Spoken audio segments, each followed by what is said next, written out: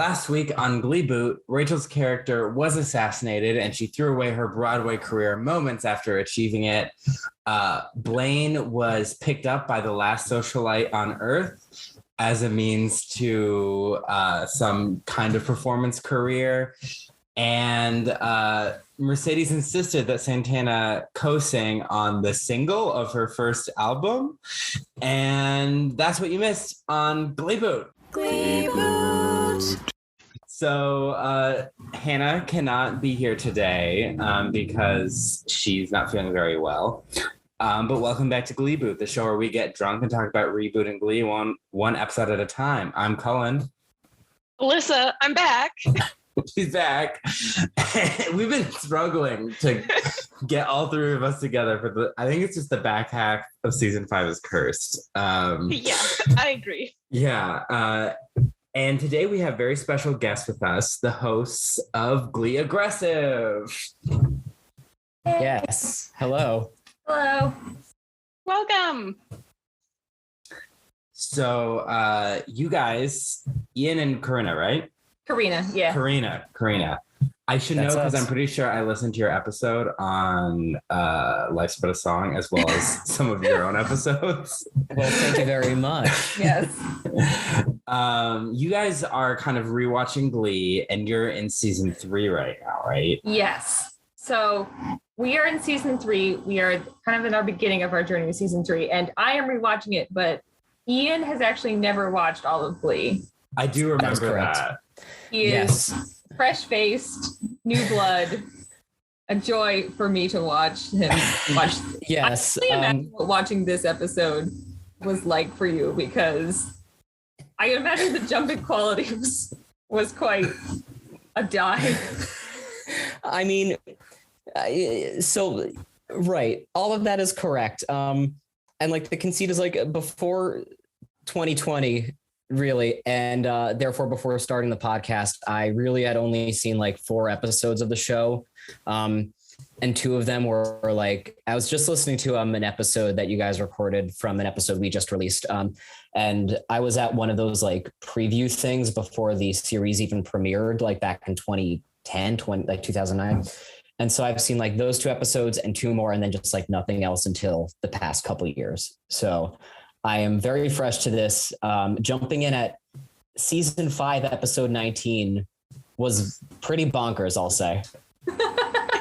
Because we just finished recording season 3, episode 7, I think. I think we just finished I Kissed a Girl. Yeah, that's about where we were at. Yeah. Okay, the Santana coming out. Yes. Is Quinn still trying to kidnap a baby at this point? Absolutely. Now she gave up on kidnapping the baby. Now she's just trying to have another baby with Puck. That's right. Oh, yeah. Equally unhinged. Bad vibes. Yeah. Or Quinn. Yeah, we had kind of a similar experience with this episode in that when we went on Gleek of the Week, we had Take Me Home Tonight as one of our songs. And like they were having us guess like what we thought was going on. And I think Hannah's theory was that June Squibb was like a dog hoarder. And they like were trying to give out all these dogs this woman had ordered. They rescued a bunch of dogs from a crazy old lady. We were like, we need to free these puppies. That would have been a better plot, honestly. Wow. The minute they were in the dog kennel, I guess, or wherever it was, I was like, oh my God, this is the episode. It was pretty fun. I'm happy I remembered that. Yeah. So that's kind of Ian's Glee journey. Corrina, what's kind of your journey with the show? Right. You're not wrong. There's nothing. Mine's more embarrassing. Because this is probably, I think watching it for this podcast is like my 3rd or 4th time watching it. So I was in it. We TiVo'd it back in the day. And then I used to watch it at the gym because it's the best show for being at the gym, because just when you get tired of dialogue, they start singing and you're like, yeah, I'm having a great time again. And then quarantine started and I was like, I think I will watch all of Glee, like, again. So I'm very unfortunately familiar. You know, anyone who's watched the show multiple times is a veteran in my eyes, because just as anyone who just has seen our Instagram page can attest, Glee has rotted my brain.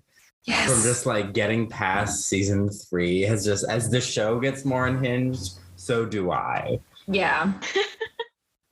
By the time you're watching season 6 for like the second or third time, and like you're just like, I've done nothing with my life, and this is to define me forever.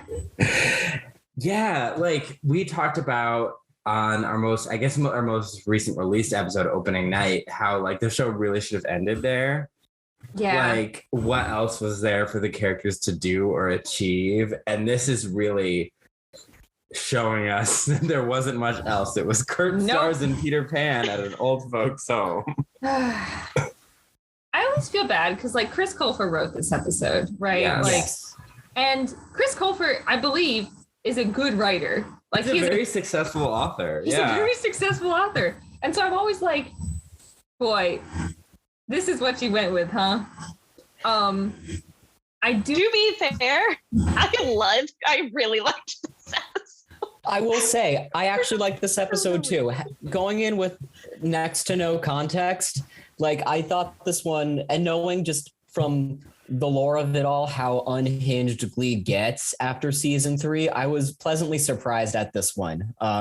Yeah, it was all not super high stakes, but like well grounded. I agree. My favorite part is that I feel like I can watch Chris Colfer be like, I think I will make Lea Michele fucking work for that check today. Like, like, no, you know what? No. Stunts for you, Rachel Berry. We're gonna make you look like trash. You're not gonna have a good time on shoot today. He literally said, "Drag her." Yeah. You know, Kurt, as the first gay, did invent that. Right. Yeah. So, okay, because also, like, I've done no research on this. I just know this again from our appearance on Gleek of the Week, is that this is the episode where Naya Rivera and Lea Michele's relationship fully nosedived into no speaking. Yes. This is, if you read Naya Rivera's memoir, this is the episode where she talks about just how terrible Lea Michele was on set, and how like the diva attitude came out. This was it. This was the episode that broke them. Thank you for that, because I am writing all of these notes like, how are they working together? How do they get away with having like an A plot with the two of them as cohorts? I did not understand, and now that makes sense. Thank you. Yeah. Yeah, so this is the I'm going to create an environment so toxic, but with Chris Colfer superimposed over Sue's head. He was right. Yeah. So what are we drinking today? Okay, I'll go first. I am about to crack open a tall boy of Allagash because I am in Maine. That's perfect. Ooh. Get ready for this audio. Yep. Wow, right into Mike. Yeah, I'm sorry. Corrina, I was telling them I don't have my normal setup with me out in Portland. Yeah. So sorry about that. I know. I feel bad. We're a little janky. I'm recording for the first time since moving, and my mic is standing on a box of tissues in a library book. Oddly on brand, though. Oddly on brand. Yeah. I'm drinking a limoncello flavored LaCroix because can't drink. Can't drink right now. Fair. I'm drinking for the both of us.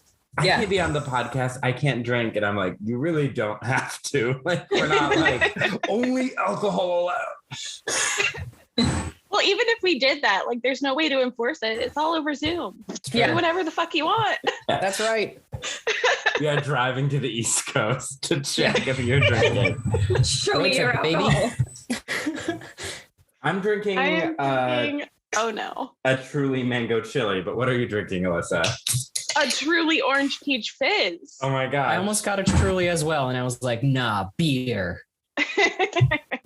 Beer, fits the New England vibe more. That's true. It does. Yeah.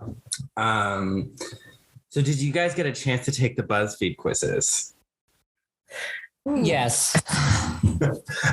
Okay. Are you satisfied with your results? Absolutely. Can I curse on here? Yeah. Yes. Absolutely fucking not. Like this. Corrina, you go first. No, you go first because mine. Ian. I think mine might be Corrina, you're gonna have to keep me. You're gonna have to drive to Maine and keep me from jumping out the fucking window here because great. My Glee personality. Like, which Glee character are you? Yeah. I got Rachel fucking Berry. Of course you did. Yikes. I'm so mad. And then just to pour salt in the wound, my Glee boyfriend is Finn Hudson. You're a true canon Rachel Berry. I am the stereotype of myself that I thought I had avoided. And here we are. So thank you for having me. Honestly, I'm very proud of you. Mine, I think, is worse because my, which Glee character am I? Although this is maybe kind of symbolic. I don't know. No, actually, it's weirder. My which Glee character am I was Finn Hudson, which, Bro. I know. At least yours is on Brandy. And because, you don't want to be Rachel Berry. But we can see how you got to be Rachel Berry. You made musical theater. Okay, that's one. There's one thing. That's one thing. That the only other similarity Jewish.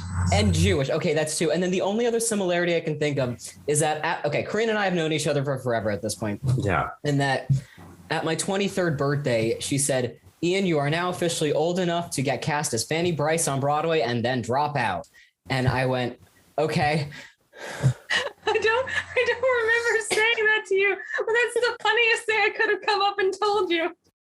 You 100% did. Just watch that episode of Glee to be like, this is what happened.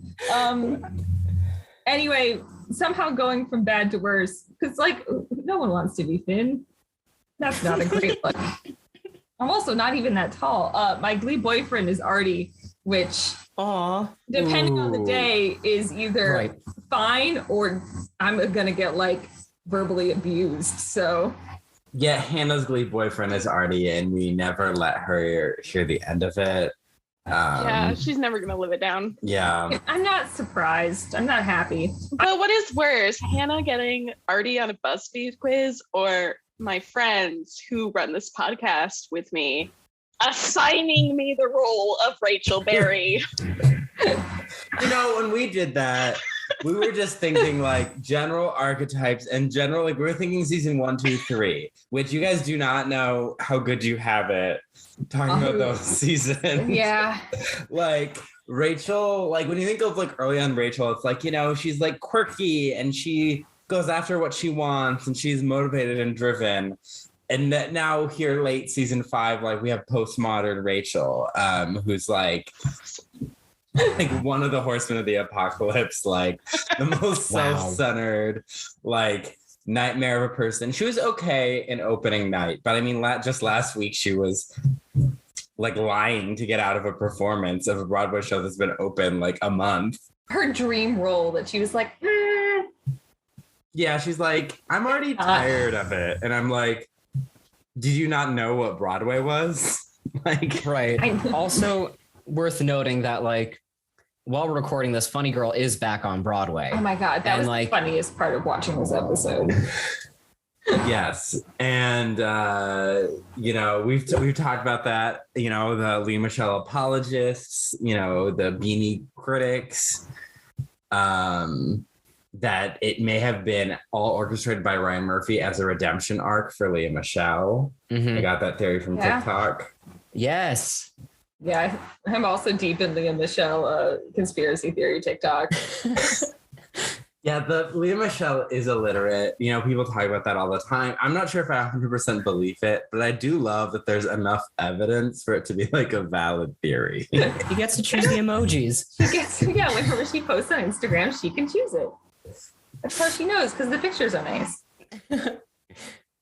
This episode was very much like Leah Berry, Rachel Michelle. Yeah. There was some blurred blurred lines, Yeah. which will sing at one point with children. Yeah. Oh no. Yeah. Wait, Oh, did he not God. already sing that? Did that already happen? No, I guess I'm on their timeline. It's Right, happened. right. Oh, gotcha. on our I was like, timeline- wait, hold on. It's not the most recent cringy thing he's done, but the most recent cringy thing that we've released of his was when he sang "Fix You" next to Emma. Ooh. Yeah, Did sing, yeah. yeah. Ugh. Anywho, yeah. So go on. Yeah, the line is very blurred. Yeah. They even reference like people wanting to work with her and stuff, and you're like, But before we jump into the episode, we do have our hidden bonus section. Ooh. Smash, Marry, Kill. This week's theme is villains.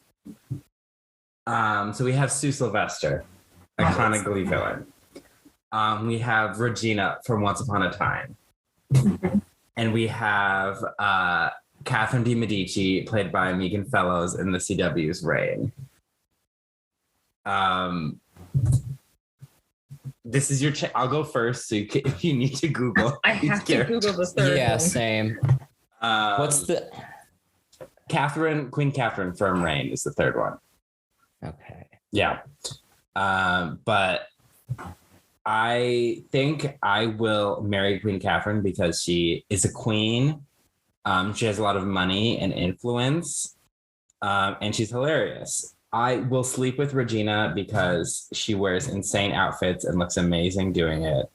And she kind of has a redemption arc, so she's not totally evil. And I will murder Sue because after 5 seasons of Glee, I have lost all love or patience for Sue Sylvester. And I think the world should be spared more interactions with this maniac. So I will murder her. I mean, I honestly have to agree. My first thought was kill Sue because similarly, I'm like, look, she's good in Glee, but out in the world, she's too dangerous. You can't let that out. And also to be tied to her either through marriage or sexually, I'd be like, no, this is too dangerous. Yeah, that's like a stain. I might marry Regina. Because she goes through a lot. She's the best character on that show. She's the best character on that show. I maybe I could learn magic. That would be a plus. I don't really know how you get integrated into the world of Once Upon a Time.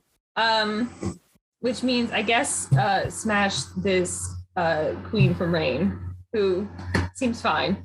I don't know enough about history or CW's Reign to know about most of her actions, but can't hurt, I guess. Morally dubious, but she has fun while doing it. Great. Then I'll take that.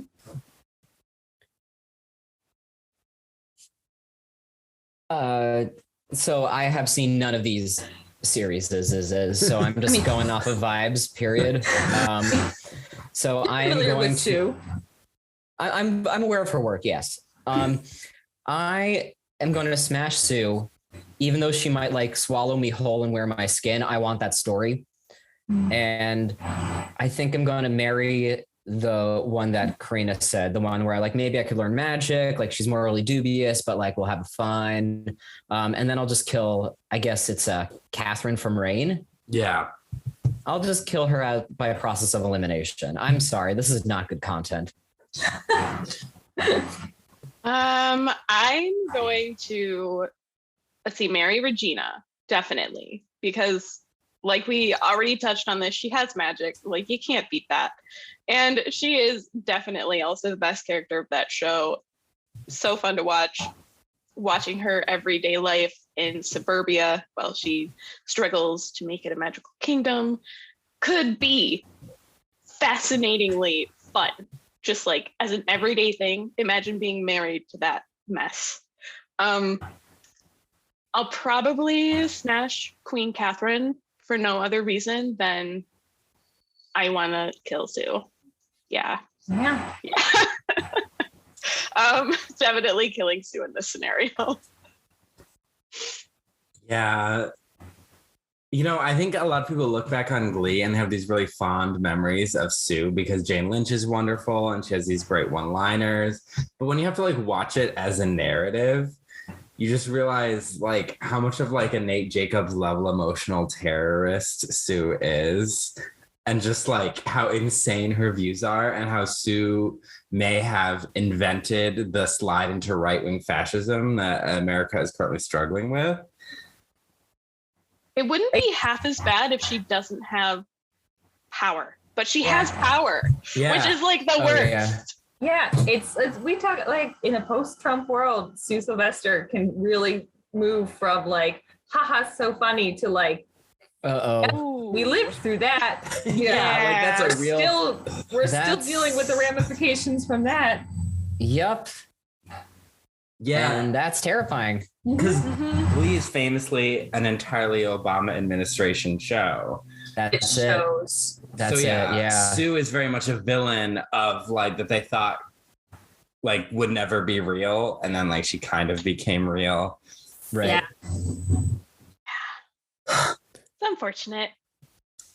Yeah. So here we are in Old Dog New Tricks, the second to last episode of the worst season of Glee. Correct. When did Santana go blonde? You've been watching season 5. When did that happen? This episode. Yeah, Did she just show it was blonde? this episode. I think towards the previous episode she still had brunette hair. Just now she's like, I'm blonde now. Yep. Great. Naira Rivera was like, I don't give a fuck anymore. Surprise. Listen, blonde. That was like one of the first things that I noticed this episode. It was like blaring. Yeah. I was like, oh, I must have forgotten a plot point where she goes blonde for like emotional reasons. No, that just happened. No. Okay. Yeah. Yeah, considering how much like Quinn's hair going pink and then earlier this season Sam getting his hair cut were like major plot points. I did notice like the full 90s boy band Frosted Tips Sam realness there. You should have seen what it comes before it, Ian. Well, we're just gonna have to find out on Glee Clap Aggressive. Yeah, put a pin in that several weeks from now. Right, and you're gonna have to remind me of this too, Corrina. That we brought that up this one time on this podcast. Yes. Yeah, so we kind of have a few storylines this week. We have kind of Rachel's rehabilitation, which connects with Sam and Mercedes. Sam wants to adopt this dog. And we have Kurt really inserting himself into people's lives in an attempt to find meaning. So I guess the A plot, it's kind of Kurt, but it feels like it's Rachel. I think so. So we'll talk about Rachel first. You know, there's the Broadway bloggers are at it again. Those elusive Broadway bloggers. And they're talking about Rachel, kind of like skipping her performance, which, actually would be huge news on Broadway if someone who wasn't even the understudy went on to perform an entire Broadway show. It really would. Is that what happens? Yeah. Yeah. Okay. Yeah, that's pretty big news. Yeah. So like they're talking about it and they're talking about how she's a diva or whatever, the would-be diva. And she's like, oh my gosh, everyone hates me. And then Kurt's like, maybe we should all hang out. And they're all like, oh, we're busy. And then this woman is like shoving a dog in a purse. And Rachel just comes up and is like, how dare you? Like, is it that like basically she starts off with, why is a dog in the restaurant? And then she's like, it's a seeing eye dog. And then she's like, well, then why would you shove it in a purse? And then the person's like, fuck off. And Rachel just walks away. She's like, but she never said that it was a seeing eye dog. She only said that it was a service animal. Yeah. Oh. Yes. And then Rachel was like, when you put your seeing eye dog in your purse. And I was like, wait a second. It could be one of those dogs. Animals work. It could be one of those dogs that tests for gluten in things. Oh, yeah. There's so many different jobs that dogs do. Or a dog that tells you you're about to pass out. Or a dog that... Yeah, exactly. Or a member of Paw Patrol. Yeah. Could be. I mean, a cab, Rachel. but like... Yeah.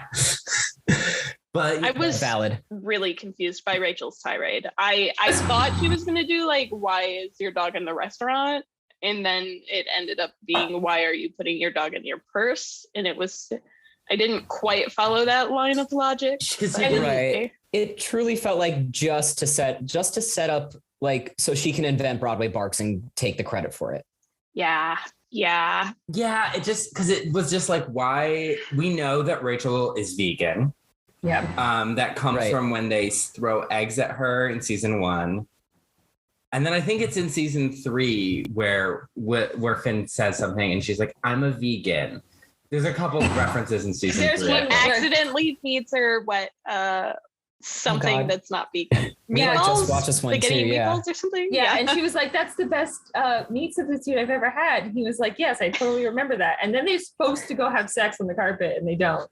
So, not even because of the stomach issues. I know. Listen, we extensively talked about the potential stomach issues, and even said in the Gleeboot the episode would be renamed "Vegan Shits." That's what it would be. Yeah. Rachel would like not be ready to perform in either West Side Story or Sexually after eating a whole plate of spaghetti and meatballs. 0 performances.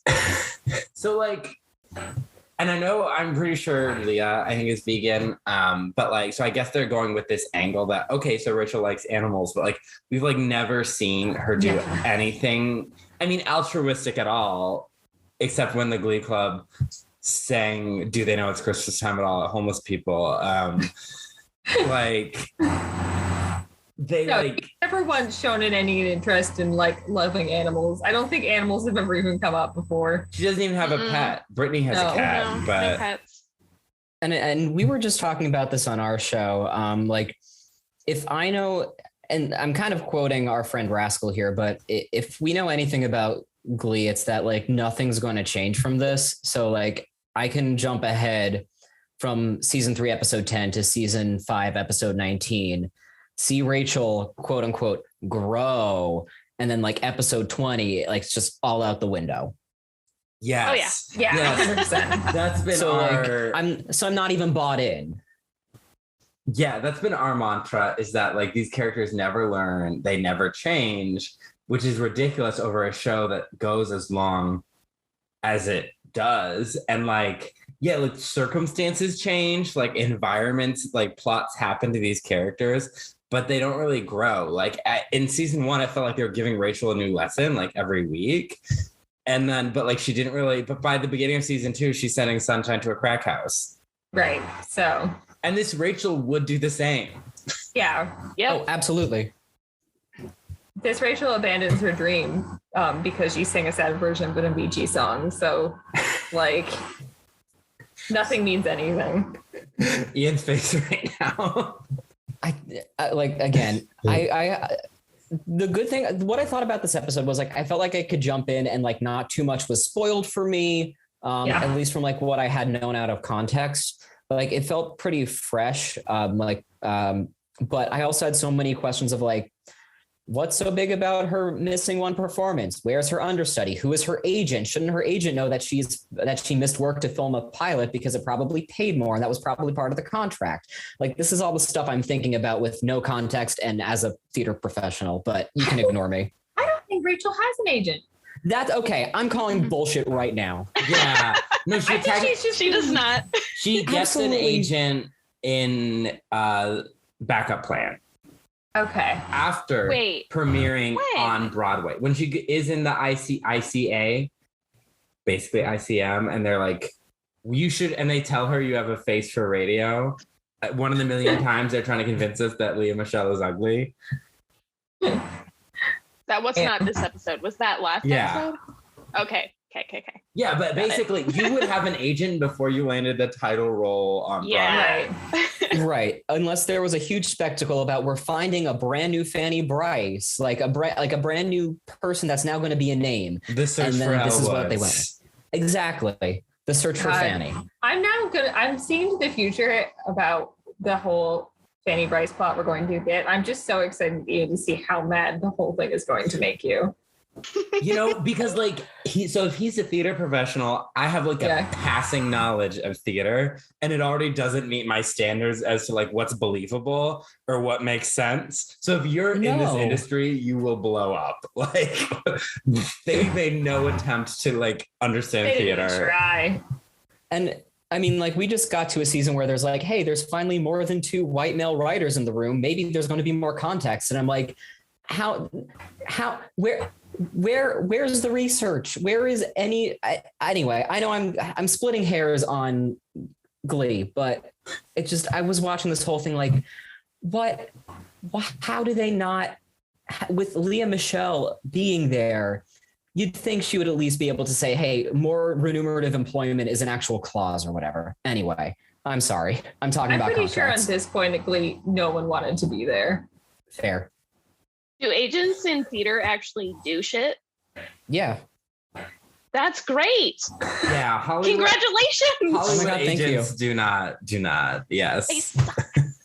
I mean, I'm happy with my agents. So shout out to BMG and Bohemia. So yeah, no, actually last episode, I was quite pleased by the way they portrayed her agent, but only from a Hollywood standpoint, because I feel like that's how it would go down in Hollywood.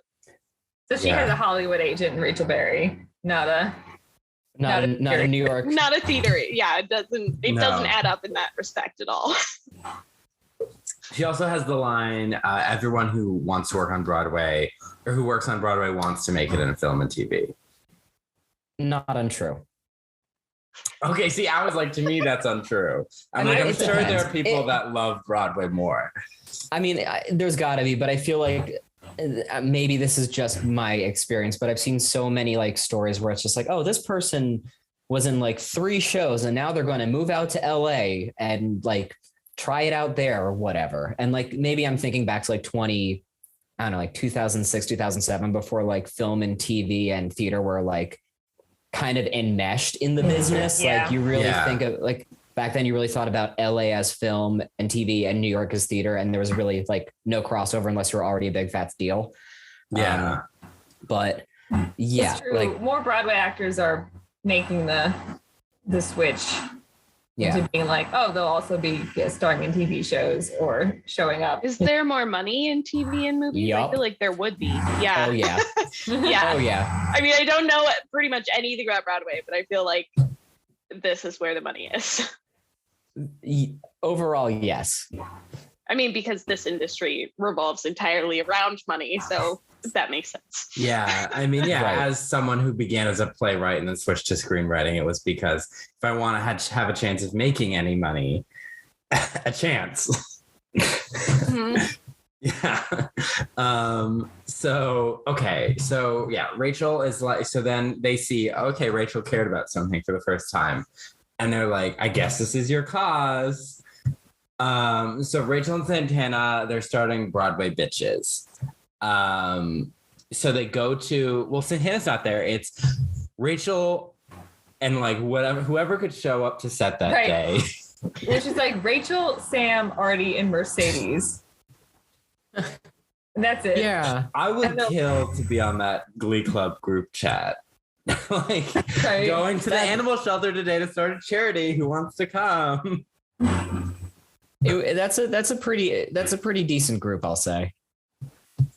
Right. Blaine was not available. Santana was not available. Blaine was performing with June. Yes. Yeah. So they go to this animal shelter and they're talking about like, a lot of these dogs like were overcrowded. They have to be put down, and like the overcrowding in New York shelters. And Rachel's like, okay, like, do you know who I am? And he's like, okay, not really. And she's like, well, I'm starting this charity and I would just love to like bring all your dogs to a random diner in the middle of New York City so people could adopt them. And the guy is like, sure, you can fill out some paperwork. Well, it's not even the diner yet. She's just like planning to be on the street. Yeah. Right. Okay, because later she's running like a street fair in New York, which how? So here's the thing. And like, this is part of why I couldn't stand this plot line, is because this already exists. Bernadette Peters and Mary Tyler Moore invented Broadway Barks in 1999, which is exactly this. It is not showcasing, but it is it's a dog adoption fair that happens in Schubert Alley, and it's a whole big fat deal, and they get all their celebrity friends to like help with the auctions and with the performances, and like it is this exact plot line. And that's why like I was not bought in at all, because Rachel Berry just thinks she invented Broadway Barks, and I am like, no, absolutely not. Rachel would know about that too. Rachel would absolutely know when Bernadette Peters and Mary Tyler Moore create a charity together. Yeah. Well, also, like, I feel like the logistics, you'd have to be Bernadette Peters and Mary Tyler Moore to get New York to let you to have a street fair. Exactly. Also, like, to let a food establishment host a dog party, like, yeah, this diner, and you can't just be like, I'm gonna bring 10 to 15 dogs into this place where you prepare food, and you're just gonna be, and they're not in cages and they're not leashed, they're just loose. Pulling onto them and hanging them around. There's no liability in that, right? Right. Sad for all the larger dogs. I mean, geez. Yeah, they don't get to come. Yeah, and it's also very much, it feels like they were like, we want to pick a charity, but we don't want to do like homelessness or anything that has any slight relation to like politics and human suffering. Right. So like we'll do everybody loves dogs. Like there's no political statements involved in like what happens to dogs. So right, everyone loves dogs. Chris Colfer has stated his favorite things are old people and dogs, which is why both of those things feature heavily in this episode. So check and check. Yep. The thing about this was they roll up to this dog pound, which is more like dog jail, because it's like the jankiest pound I've ever seen. And I'm also like, oh, this is LA. Like, this is what the fact that Glee shoots in California is so obvious. No New York City dog shelter would feature such a heavily outdoor area. Yep. And I was oh, you're not trying anymore, guys. Even when we get to the actual event, like that New York street, where is that street? That's not New York. Well, I mean, as Midwesterners, we have complained long and loud about their giant outdoor lunch area at their Ohio school. As East Coasters, we've complained about that too. Yeah, it's like they would not do that. They don't do that. No. Yeah. So. Okay, so they're gonna do this, and then the dogs just start barking. It's the Twilight bark. They need to stop Cruella de Vil. Yes, who's played by Emma Stone in the Gleeverse. But they're like, oh, you gotta play music over the loudspeakers, but that's conveniently broken. So Sam, it was the laziest writing I've ever heard Glee do at this point. Truly. Oh no, normally we play the music, but our PA system is broken. What are we gonna do? Sam carries his guitar 80% of the time. Because John Mayer. Probably my favorite line in this episode. I'm like, we are in a post Dear John world, Sam. Yeah. But he pulls out his sing a John Mayer song. I got afraid for a second. I was like, oh no, is it going to be John Mayer? It wasn't. I thought it was going to be Your Body is a Wonderland, truly. You cannot sing that to a dog. I know. That's a crime. I know that, and you guys all know that. Does Glee. Jury's out. So he starts singing for no apparent reason, I'll Stop the World and Melt With You, the Sky High anthem. I was going to say the song best known from Sky High. Yes. And they all just kind of join in and run around. There's a lot of Rachel Sam interaction. Yeah.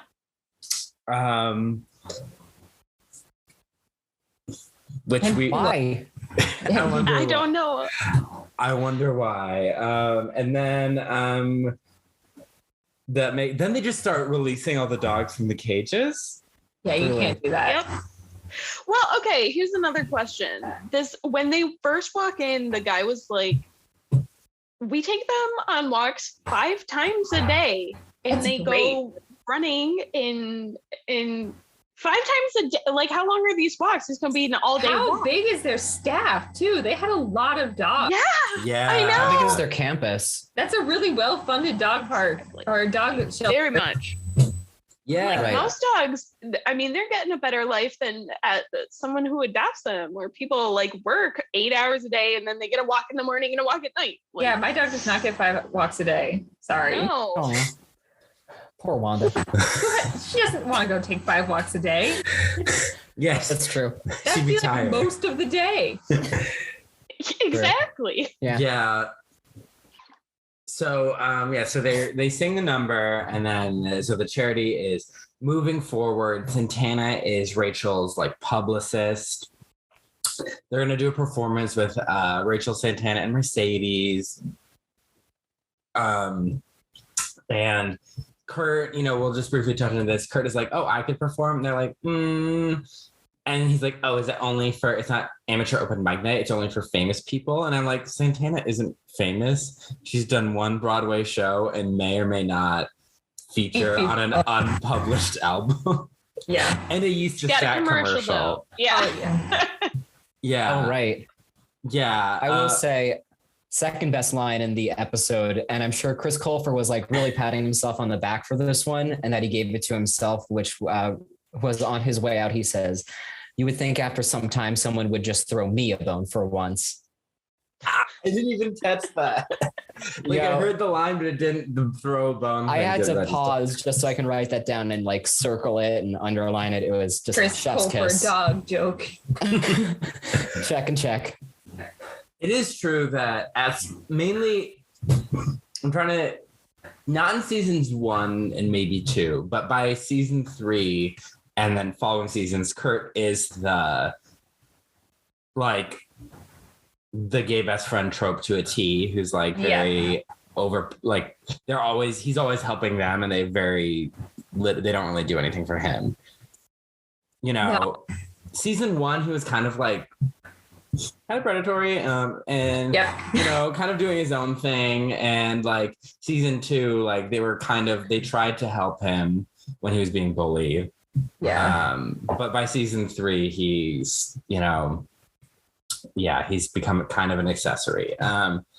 So I get that, and we'll talk about that in Kurt's storyline. But so they're like moving forward with this charity, and Santana got Rachel this dress from a designer that if she's photographed by the paparazzi wearing it, she gets to keep, and she's gonna walk all these dogs down the street.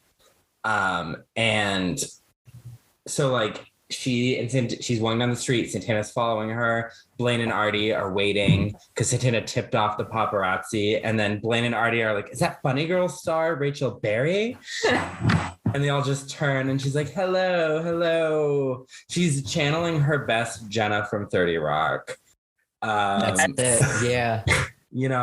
I'm walking these dogs. I love the animals, and Broadway bitches, that's definitely the name of a charity that will make people feel comfortable and will get a lot of You can put that positive. on TV for sure. Like not even Santana's idea. That was like that came from Rachel's brain. Yeah. Yeah.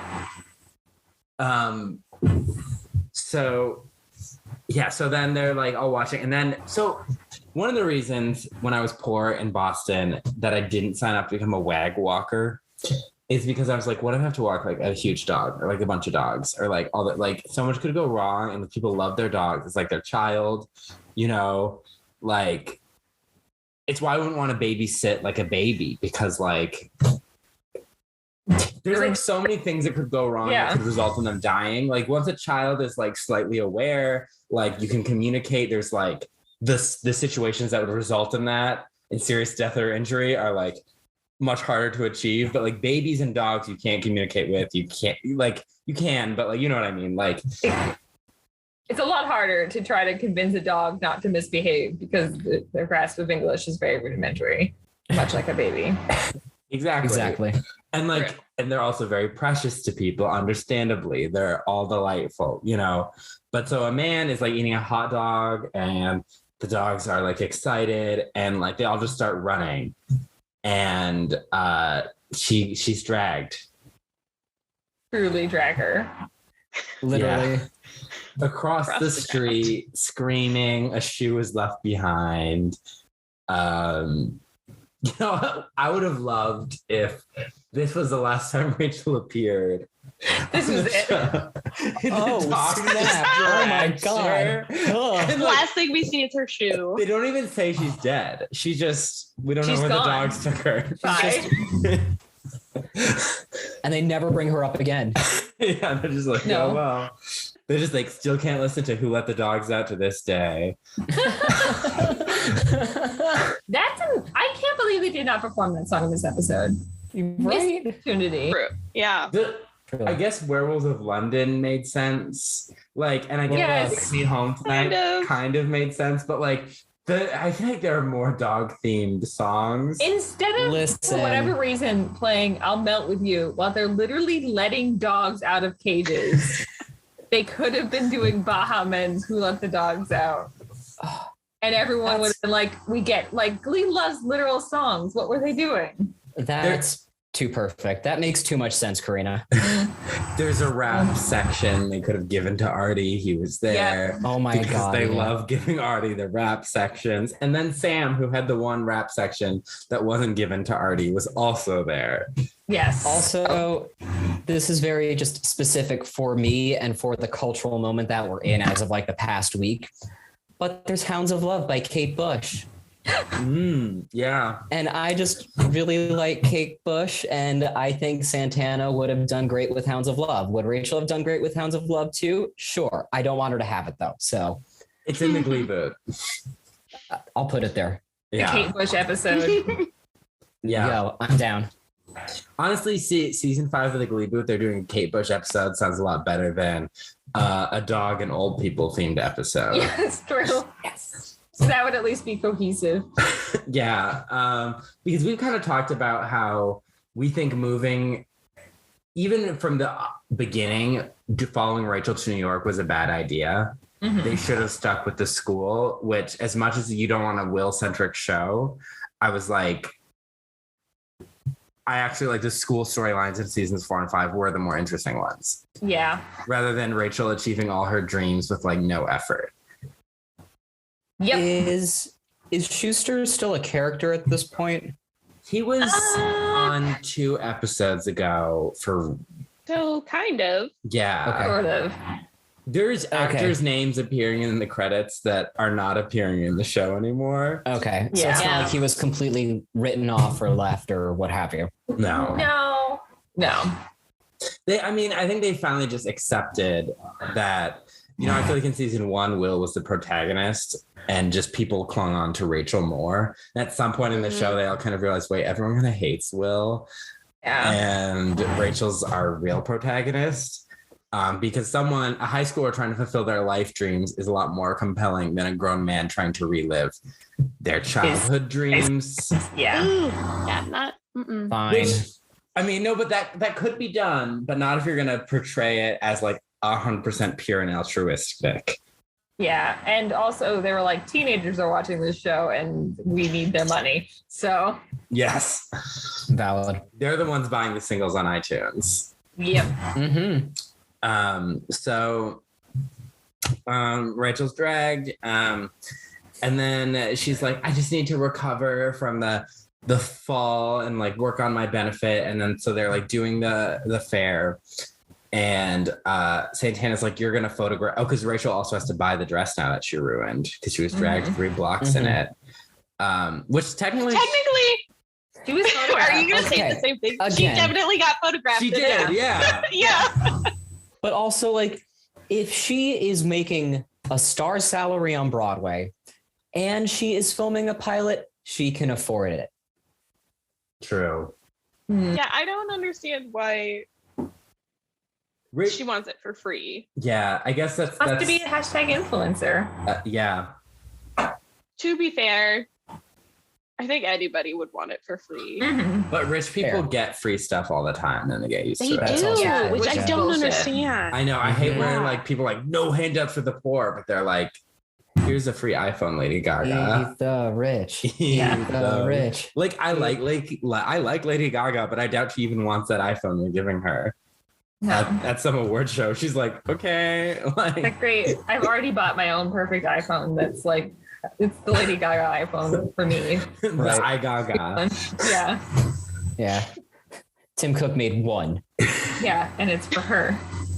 So No. they Have it. they're like, so she's got so Santana's like, you're gonna photograph with this 3-legged dog. You know, everyone loves a 3-legged dog. Which that dog was really cute. Yeah, it Yes. was a cute dog. But then this woman and her son, they want to adopt the dog. Rachel sees them adopting the dog from her and runs over. It's like, you can't, I need to hold it. And this is the most asinine. Like, yes, Rachel is extremely self-centered, but she's not, I mean, I hesitate, but I don't think she's dumb. I think she would know that refusing to let someone adopt a dog is not only cruel, but like a bad PR move. Way worse Yeah. PR move. Oh yeah. Or like best PR move. Hey, cool if you wait around for a bit. I want like to get like light bulb. Let's get a photo together of me like handing off the dog to you, and that'll Yeah. show what like a community gal I am. Oh, you have to make a train in 20 minutes. Oh, no worries. I got your fare for the next one or whatever. Like there are so many better ways you could have gone about this. Yeah. I mean, And- also, like, people had iPhones at that point. Like, Santana could have Really? been, okay, we'll get Take the another dog. picture. We'll get another dog for the professional shoots. But yeah, a photo of you handing off this tripod dog to a little boy in need, like, that's going to be your best PR that you can get. Yeah, because Santana's like, just hand over the pooch and nobody gets hurt. And I'm like, again, Santana is smarter than this. She talks Yeah. about how she maintained Much a double smarter. life in high school. Well, plus she's the one who's like trying to do the PR. Like, this is an opportunity. You know, she would be able to smell that a mile away. 100%. Mm-hmm. But instead, they just make fun of people from Long Island. So, Yeah. I mean, Yeah, they like, because they like refuse to give her the dog. And the woman is like, you know, I know who you are. You're Rachel. You're that new diva on Broadway. And, you know, you may be trying to fool the world that like with this whole Mother Earth, you care about the animals thing. But like, I know you're a fake, shallow diva, you know?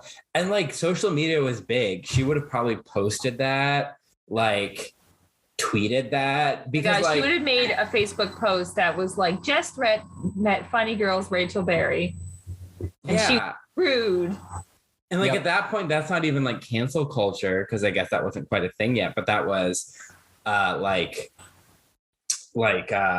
that would just be like holding someone accountable for like something so blatantly shitty. Yeah. Mhm. mm-hmm. Okay. Cancel culture just makes me think of the Matthew Morrison drama that is going on right now. I know. Oh man. Oh, Where he God. was fired from, I think he think he can dance for what should be for taking a really bad promo picture with Jojo Siwa. But I didn't see that, but okay. But it's just the main one. It's just really awkwardly staged. Okay. But like he says a dancer said he was sending them kind of like initiating an inappropriate relationship through text message, and he was fired for breach of protocol. And then he's like, these are baseless accusations. I want to reach out over the respect we share for a mutual respect we share for a choreographer. And I want to get them a job as a choreographer. And this is the text I sent. And we live in a world of gossip and lies that just tear people apart. Okay. I've heard things about Matthew Morrison that I will not say on air Mhm. because I don't want to spread misinformation. You know, I've just heard things as someone living in LA, but this is not like, people have broken down this like apology or like response or whatever and talking about how like just how bad it looks. Yeah. Right. Yeah. Look, And like let's say positive intent. Like what everything you're saying is true. Positive intent, let's say everything you're saying is true. You still breached protocol. yeah. Like you still flat out violated your contract. Yeah. Even if your intent was one way, if it was taken a different way, like you have to Totally. accept that. And also trying to get someone you may not know a job. just from what I know about Hollywood and the exchange of favors and how often that's used in kind of a dark way, like to me that seems weird. Right. Yeah. Right, because then she's gonna owe him one. Yeah. And so like why is he just reaching out? Is it because he wanted something in exchange? You know, like that's just, it's icky. And again, I have no official statements. Not that anyone was asking for Cullen's official statement on this, but it's weird. And the deflection to like, let's blame cancel culture. Yeah. Right. Anyone citing cancel culture is troubling. Not a good look. No. Yeah. Yeah. So, okay. Rachel rips a dog out of a child's arms and we're still supposed to root for her. But the woman's rebuttal seems to make Rachel feel bad about herself. Right. Right. And because Santana's like, don't listen to her, just look at her shoes. Which are just like sneakers. Yeah. I'm like, what is she supposed to wear? Pretty sensible for New York City. Yeah. New York City to go like pick out a dog. Right. Like, that was a whole trip they made, but okay. Oh my gosh. Imagine making a trip, if these people are from Long Island, into Manhattan to get this dog. And then this Broadway actress rips it. That's so surreal. The Broadway actress who's sponsoring the event. Well, I mean, if the woman is truly a fan of her or like knows of her, she probably like, I could see her going out of her way to be like, okay, this is either going to be awesome or this is going to be a nightmare. And I have to find out which one it's going to be and report back to the blogs. Right. Can't wait to tell my friends over brunch the next day. Right. Yeah. Okay. Hopefully I want that for her. I hope she has a fun brunch because that was a bad experience. And so Rachel starts to feel bad. And so I guess the last scene in the storyline kind of ties in. Well, they all kind of tie in. All of them. Yeah, it all congeals. Which actually good on Chris Colfer for that, because that's actually very rare. That's he's a writer. He knows how to write. Yeah. Mm-hmm. So we'll get to the last scene, I guess. Yeah. So meanwhile, Sam fell in love with this dog that he named McConaughey. Yeah. Sure. He takes it home because Mercedes says, "I already has my hands full taking care of you." Yikes. Which pretty insulting. Yeah. Mm-hmm. It's a common joke, especially in sitcoms, but it's a common joke like partners make. And it's never as endearing, I think, as the people who make it think it is. No. Right. Yeah. No, it's insulting to Sam. Yeah. Like, no, you're not a responsible enough human to own a dog, and I'm having to act like your mother. Ha ha ha ha. Yeah, like later she lays out why it would be hard for him to have a dog in like a logical, realistic way. Mm-hmm. But at the time, she just resorts to like, you're a man baby. And I never quite get the haha, you're a man baby. Because I'm like, why would you want to date an adult baby? Right. Right. Truly. Like you're choosing to be in this relationship, Mercedes. Like you don't have to do that. Yeah. So then, he's playing video games with Artie. Again, classic American television scene of the oblivious man playing video games. I do like Artie and Sam just hanging out, though. Like, that's nice. Doing bro things.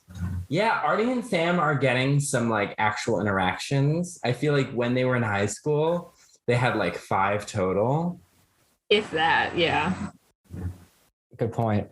Yeah. At least from what I've seen so far. Yeah, it doesn't increase that much when the other kids graduate, surprisingly. Yeah. Sure. And so they are playing video games, and then the place is a mess. It's disgusting. And the dog is like ripping everything up. Yeah, it's a bad dog.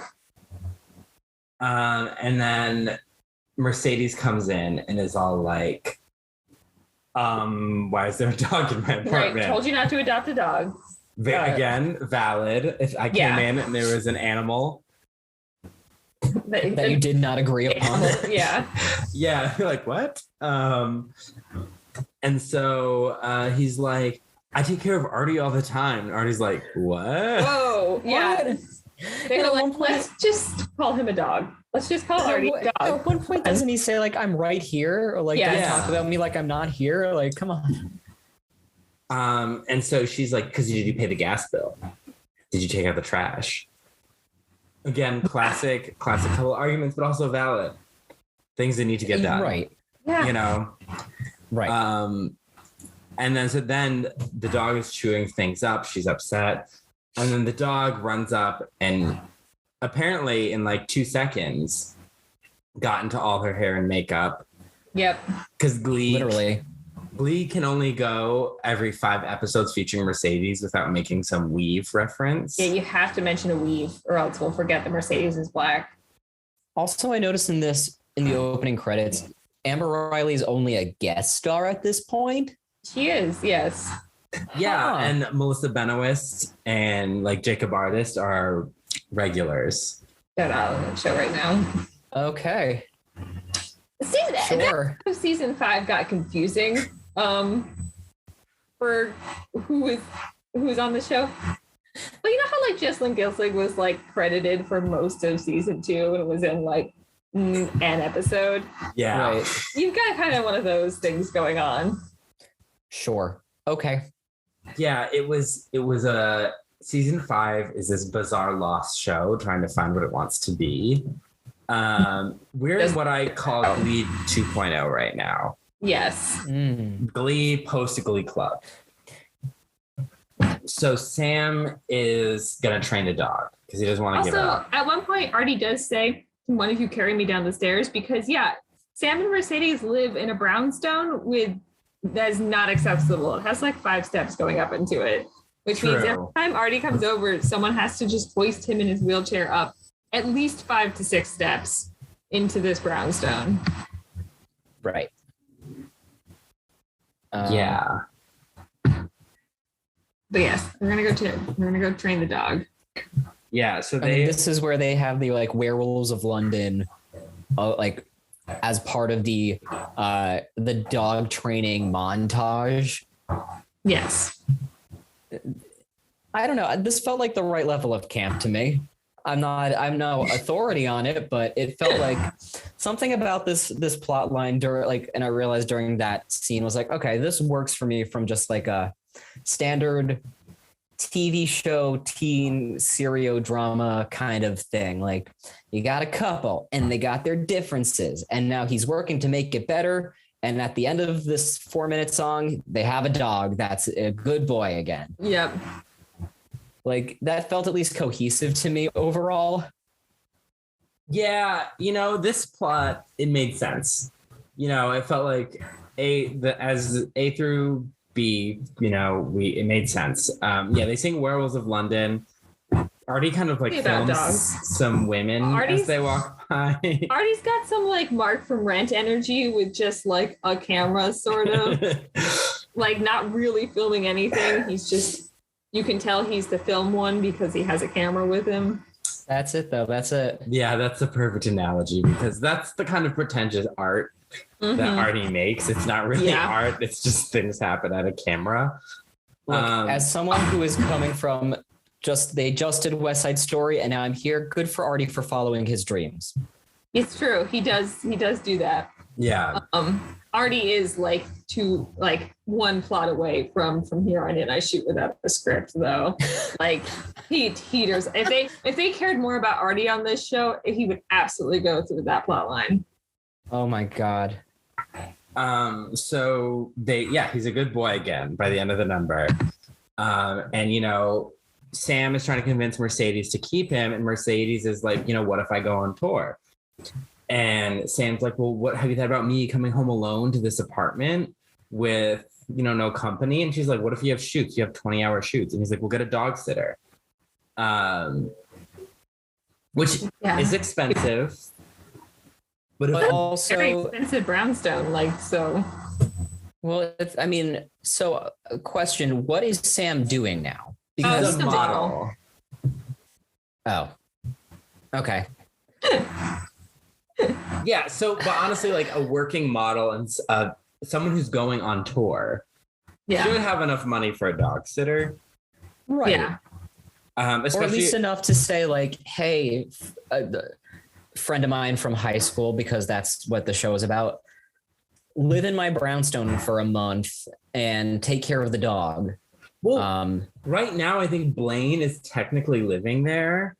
Yeah, I think so too. And at one point, Mercedes walked in last episode coming home, and Santana was just there. So maybe Santana lives there too. So like somebody would be home to watch the dog. Like when we lived together, when she was out, I would take care of her cat. Yeah. And it's also like Mercedes is like, well, who's going to be there to hand off the key? I'm like, I mean, I'm pretty sure if you develop a relationship with like a dog walker or a dog sitter, you just have one. Right. And they just become part of your lives and your routine. People who are way more famous and have way less time successfully own dogs. Right. All the time. Yeah. But it was weird, but it kind of made sense. And Sam points out, like I took care of my family. I made sure my brother and sister got to school. Yeah. I point to Glee for remembering that was like a big part of Sam's life. Yeah. Oh, absolutely. Point for continuity, as we say on our show. It's so rare. And this also was an instance where I was like, yeah, this is all valid stuff that he's saying and that she's saying. Like, yeah, I get that. I get all of this. Yeah, like he's like, yeah, I may forget to do things sometimes, but like I'm still like a responsible adult, Yeah. Again, valid, because why else would Mercedes be dating him?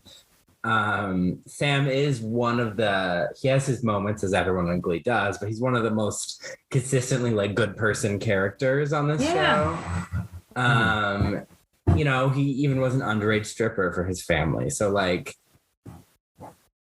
good on, I can't have you. I was just realizing, wait, has Ian got to that yet? Also, here's the thing, like the way my memory works, like we'll finally get to that episode and I'll be like, why does this sound familiar? Yeah, so that's with Allyssa too. With Alyssa's memory is I'll just like we'll say things and she'll be like, the fuck, and then like we'll get to it and she'll be like, what the fuck? And it's like just as fresh. Don't worry about it. Glee is like goes into a black hole in our brains. Right. Like, that's good because I feel like the curse of having a Glee podcast is I hear certain songs, I hear those things, and Glee comes to mind, but I'm the only person still thinking of Glee in the year of our Lord 2022. I don't know. Disney Plus has been making a troubling amount of press about how they have Glee now. Well, because Disney Plus is pressed for any content that isn't just like the animated classics in Star Wars and Marvel. So they're like, look, we have like a fun teen show that's a little edgier than High School Musical, the series. Sure. Yeah, I wonder if it's going to get those content warnings that they put in front of like Peter Pan and Aristocats. Because I feel like Glee needs one. This didn't age well content warning. Yeah. Like Glee certainly needs one. Absolutely. Yeah. Just for Rocky Horror Glee show alone. God. They actually just cut Touch It, Touch Me out. Wait, did they? No, they're probably not. They should, not because it's unsuitable for children, but it's unsuitable for anyone. It's unsuitable for all eyes. Or Emma. Or Emma Mays. Yeah, honestly. Unsung hero, Truly. Delivered great performances with little material given to her of note. Made a meal of it. Yep. So they're so that's kind of the end. They're gonna find someone to adopt McConaughey. Yeah. And they do in the final number pretty easily. Yeah, they kind of just hand it off to an old guy and it's just like, okay, this is it, I guess. I guess that's it, yeah. In the middle of a musical number. Which I guess that's like, it does feel like an easy resolution, but at the same time, we wouldn't want to have them be like forced to bring the dog back to the shelter and like. Yeah, no, that would be really sad. Especially right. They talked about how this is a kill shelter. Yeah. Yeah. So I guess let's talk about Kurt. Let's talk about Kurt. And June Squibb. What is her character's name again? It's like Maggie something. Okay, I'm glad because I just Baxter see her like Bennett June Squibb. Truly, like all of my notes just say June Squibb sends herself flowers. Like, yeah.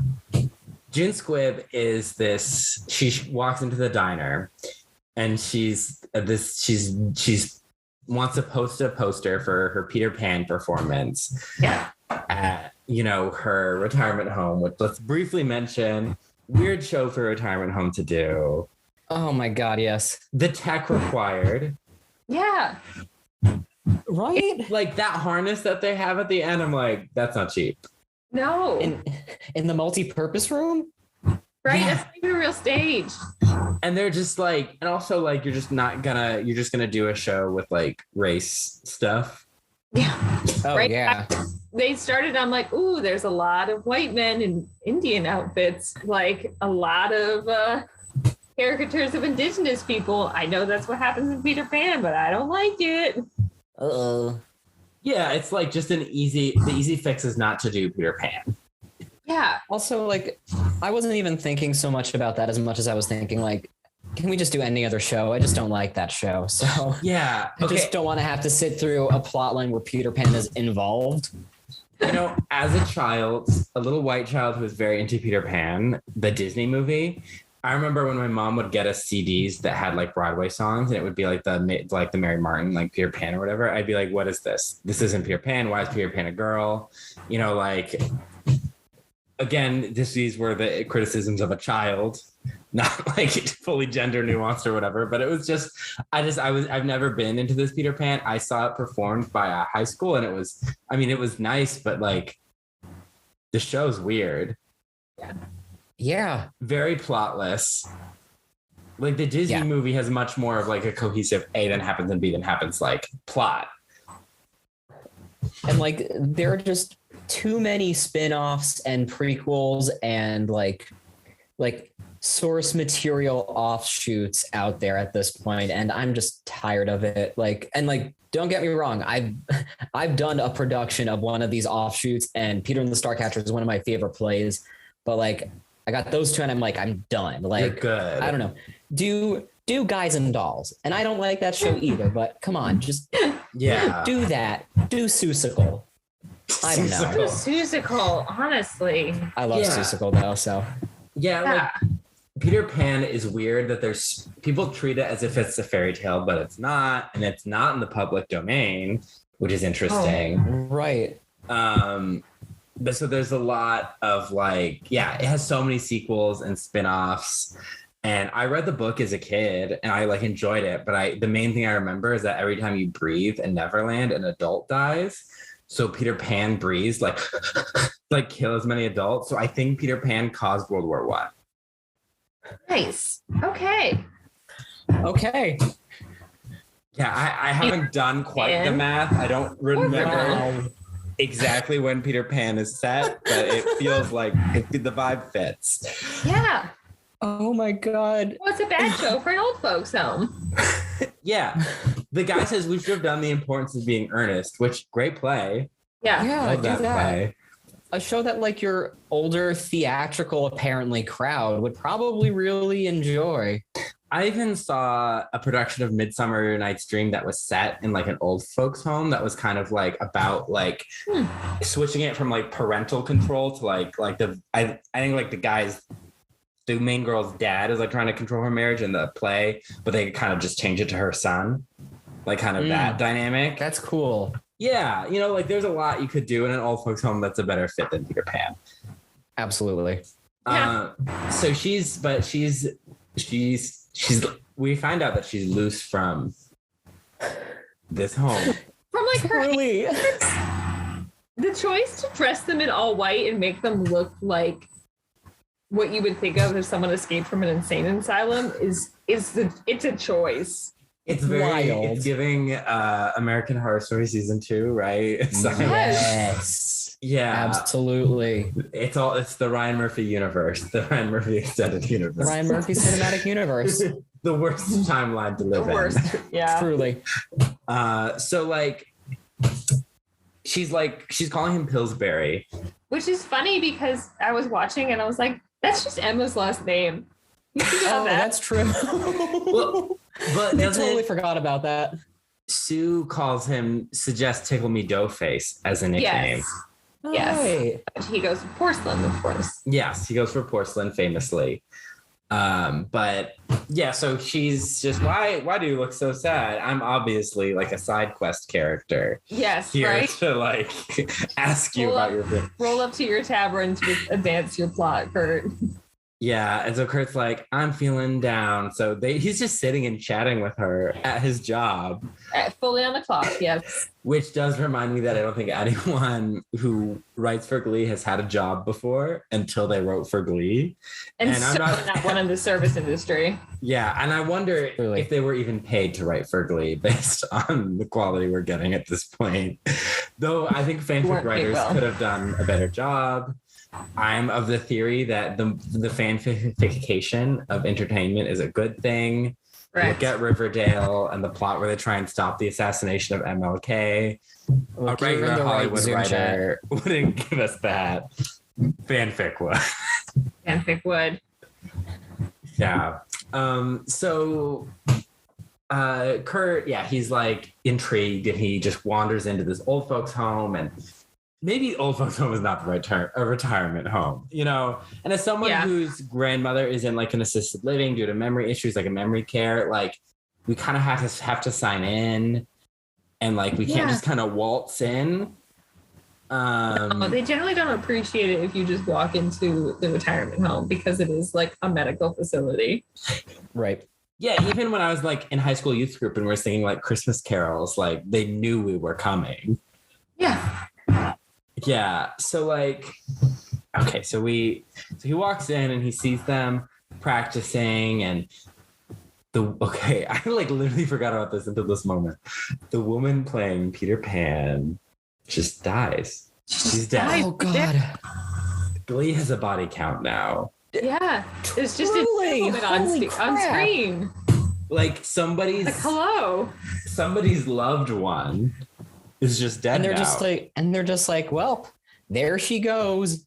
On by harness or whatever. Opening night. Bummer. I could have seen them. I could see Glee doing There She Goes again. Oh my God, that would have been really fucking funny. I love that. But they're like, oh, she was always so selfish.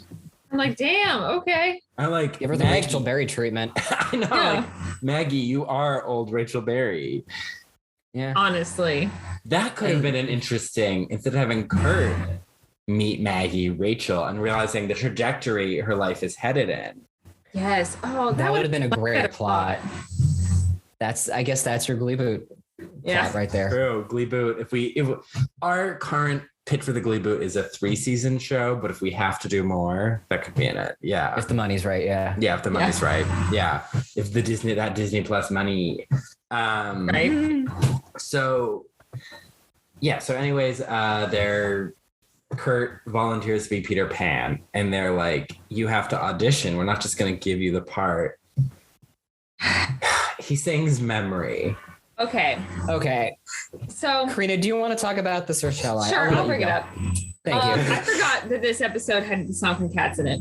So previous to starting our Glee recap podcast, Ian and I did a short, a limited series, if you will. Limited series where we about Cats the musical. Right after the movie came out. Okay, I need to consume this content.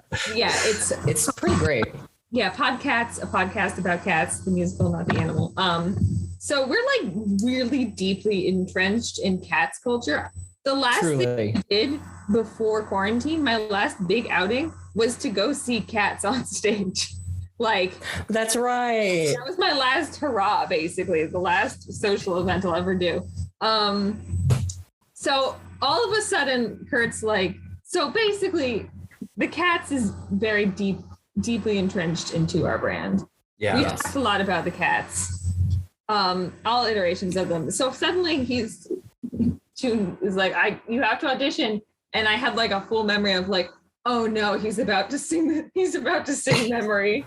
And I'm going to have to live through this of Chris Colfer singing the Cats song, the only song from Cats they'll ever do, which makes sense. It'd be hard to fit the other ones in. Yes, but also like Corrina and I were texting about this earlier. Like, give me Gumby Cat or give me death. Like, right? I would have given a finger just to see like the big shit show of a Gumby Cat number at McKinley High School. Honestly. Welcome back. Hi. sorry, there was a moment with the internet and then with my antivirus, and it was just a whole bunch of stuff at the same time. That's how it goes. Yes, but it's fixed. It was quite the moment because my laptop was making like noise and I was like so scared that like I'm like we're doing this big crossover. And my laptop. Did I accidentally kick Alyssa out? Yeah. Yeah. No, that was definitely my end. Okay, so we're talking about Kurt saying memory. Yes. Which, my connection with cats is, I have a lot of friends that have been in cats and have a lot of fun memories of it, friends who are dancers. I saw the movie, with a friend of the podcast, Derek, and, he was getting really drunk. And then his grandfather died when he got home. And so that's what I think of when I hear memory. I think of like literal death. Oh, no. Actually, I really love that song, but only that song. I mean, it's some of Andrew Lloyd Webber's best work. He's not my favorite composer, but that's up there. And this song specifically has it holds like a very special place for me as well, not just because I've done Cats and actually really like the show, but like I've like dedicated that song for like a lost grandparent. So it means a lot to me on a base level. So I went through an entire journey just watching Chris Colfer and June Squibb sing basically like the role reversal of this, because typically June Squibb's part is like the little baby cat that sees Grisabelle and is like, "You're okay here," I felt a lot of things in like the 2 minutes of that song. And then Corrina texted me saying, "We can't escape this." And yeah. Listen, all right. I cried. I watched the scene and I cried. Good.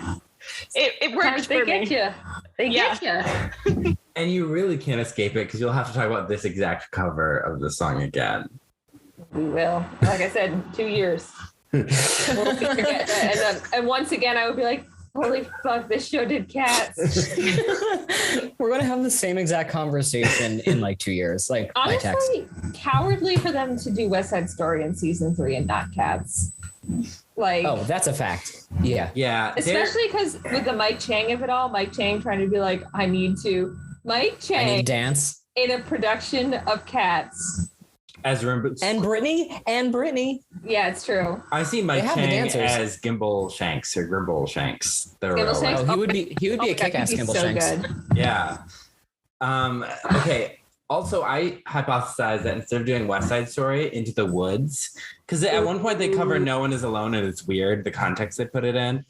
And I'm like, they could have done Into the Woods. That would have made more sense because they have like all these powerhouse singers and it's an ensemble show. And they don't have to worry about the fact that there's like only one Latinx person in the whole school when they're trying to do West Side Story. Yeah. And there's only like 2 female roles, really. Yeah. And the 3-way like battle royale for the witch between Santana, Rachel, and Mercedes could be an excellent plot. That's true. Because then they all still get parts. Yeah. Okay, so he sings Memory. He's their Peter. Oh, right, that's what we were talking about. Yeah, he sung Cats for a purpose. Right.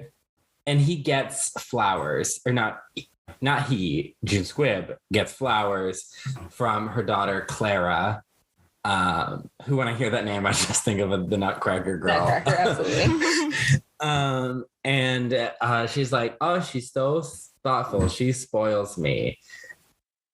And then Kurt, this is at a rehearsal. It's not the same scene because Kurt's like, "Oh, she tells me all about her, the double dates," and which is a weird thing to do with your mom, but and like the late night chats or whatever. And the woman, he's just telling this woman who's just suddenly there. Yeah, it's just a gossipy nurse who is like, "Oh, that old lady? No, her daughter doesn't love her. Her daughter hasn't been here for years." Yeah. So then Kurt is like, this is my chance to be a Mr. Shoe and insert myself in someone else's life. So he also, Billy D. Williams is here, by the way. Like, Oh yeah. at one point during memory, they cut to just fully. I'm like, is that Billy D. Williams? And I look it up, and it is. Well, they're like zooming in on pictures of the younger versions Yes. of these actors, and I was like, Lando? And it was But I had no idea how who any of them were really. Like, I vaguely know Same. this face. Yeah, I didn't know the other one. I could only identify Lando Calrissian because he's pretty in the zeitgeist. yeah. So then he goes to visit Clara. She's a defense attorney, and he lies about causing a major chemical spill in a national park to get in. And the woman is like, okay, security, because like he is a strange You boy. broke it into my office. Yeah. Right. And he's like, I'm friends with your mother. We're in a show together. And she's like, well, look forward to her. Like, never respond to your calls once it's over. And it's like, she really loves you. And she's like, my mom was a great performer, but she was always pursuing that dream. She would forget things like birthdays or her high school graduation or like all this stuff. And she's basically like, she was a negligent parent, is basically what Clara was saying. And Kurt's like, it's time for you to forgive her. Like, my mom's dead. This was the most awkward conversation. And I wish I still had her. And that is a very valid point if you're talking about this with your friend, someone who the intimate details of this relationship, and you just want to provide advice. A total stranger, like maybe June Squibb like used to hit her or forget to feed her or like all these forms of abuse. He doesn't know, like, and she doesn't need to unpack that to this strange college student that just walked into her life. Literally, like, lied to get into her office and then was like, by the way, I have a dead mom. And also, not that this negates the dead mom of it all, but what happened to Carol and your stepmom that like your dad married? She's still around. Yeah. And you were a minor when that happened. Yeah. You guys got along just fine, if I remember correctly. Yeah. And although to be fair, they only lived together for like 1 year. So there might not be that emotional connection. True. At least 1.5 years. Because it was in season 2. Yeah, so at least 1.5 years. It's true. Yeah. But yeah, so like, yeah, it was just kind of weird. It's just like, it's just not okay. Like you can't just tell someone, you need to have a relationship with your parents. You need to forgive them. Forgiveness is great. Sad people alone in homes is not. But like, they don't necessarily connect. Like maybe, well, she kind of says, I've forgiven her. Like, I just don't need that in my life. Right. Which does totally reasonable. But that's valid. Yeah. Totally. It does feel cold because it's this older woman who seems really sweet and doesn't have a lot of like memories, I guess. But like Kurt's like, oh, she feels regret, and like she's never said that. No. I feel like they have not known each other that long. Like, no. I don't think they've even talked about this. No, like, they did not. Kurt doesn't, or June Squibb doesn't know that Kurt is doing this. Nope. No. He's only talked to the nurse. And like it's only been like Glee plot lines take place in a week, typically. Yeah. Mm-hmm. So it's not even a week, I think, because it was a week before the show went on. Yeah, so it's been like a couple days. Yeah. A couple days, Kurt's like, I have to fix his family's entire trauma. Yeah, I can't imagine talking to anyone who I've only known for a couple days, a strange parent or a strange child, both, either end, as being like, you need to get back involved, because I assume she's paying for the home. So it's not like she's like neglecting her, which June Squibb did, was neglect her child. Like if you're forgetting, like I'm jumping to she's forgetting to feed her kid, but that's the vibe I'm getting. But like, that is illegal to not feed your kid 3 meals.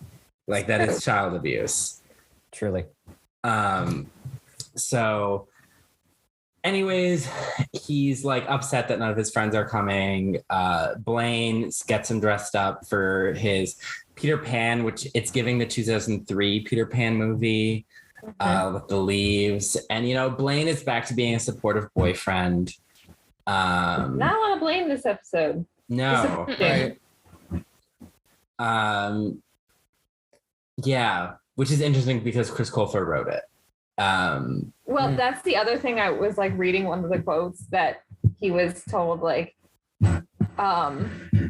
he was given pretty free reign on like what he could write about, and he was told his only restrictions was he couldn't kill anyone and he couldn't break up with Blaine. Like, those were the two things Chris Colfer was not allowed to do when writing this script. So the fact that he had to be that those two things, live in the same like level of seriousness, and that it had to be told to him. But also Volumes. he technically killed someone. He did kill someone. You're right. Listen, Ryan, baby, are you listening? So then he calls Rachel, or Rachel calls him, and they're talking about the dog shelter, the dog for charity or whatever. And Rachel's like, I know, but I have to go because my friend's show is about to start. And he opens the curtain, I guess, to see whoever could be bothered to show up that day. Rachel, Blaine, Artie, and Sam. Yeah. So then, because he mentions updating the score to Peter Pan earlier Oh my on, God. which is one of those very classic Glee things to do, even though I think that's technically illegal. You can't just throw in a song in a show that you're... also, well, we've established that Will Schuester doesn't know that you have to license stuff, so we can't prove that June Squibb knows that either. So if they're just acquiring these shows without actual licensing, then they can do whatever they want technically. Yeah. Is it one of those things that has to do with money? Like if you're making money off the show, then you can't do it? Or is it just like you just can't? Like if you're going to do... Well, I think both. Like if you're going to put up a production of this show, like you have to get the rights. Yeah, even if you're not making money. Yeah. Okay.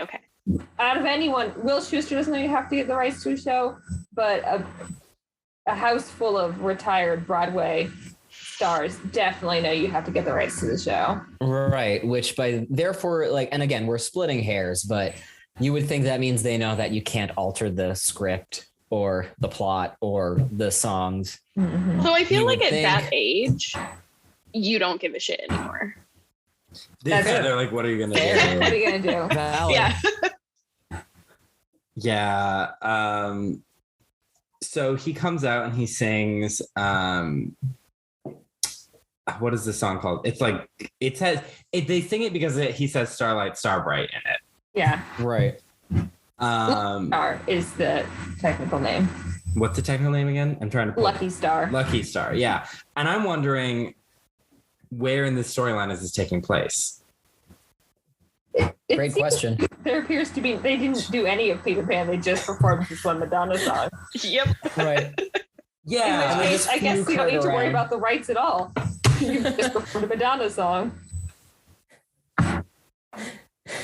Yeah, and he's flying around on this very expensive harness, which he says is a little wonky, but like... Looks fine. Yeah. Did what it needed to do. Yeah, he's zooming around, they're singing, and like, so I guess this was like kind of like a pantomime or just like a themed performance of a song. Yes. And then, Clara's there to support her mom, and afterwards she comes there, she sits next to her, and June is like, there's so many things I want to say, like so many I'm sorry's, and Clara's like, I'm just glad to be here, this was the best performance, I'm so glad I didn't miss it, something like that. And right. Kurt walks by like, I just fixed someone's problems. And then he talks to Rachel or whatever, and Rachel's like, we're gonna bring them all. Or no, they're talking, and then someone runs out and they're like, there's a bus outside and it has a wheelchair lift. And Rachel's like, they're all gonna come and sing at my benefit.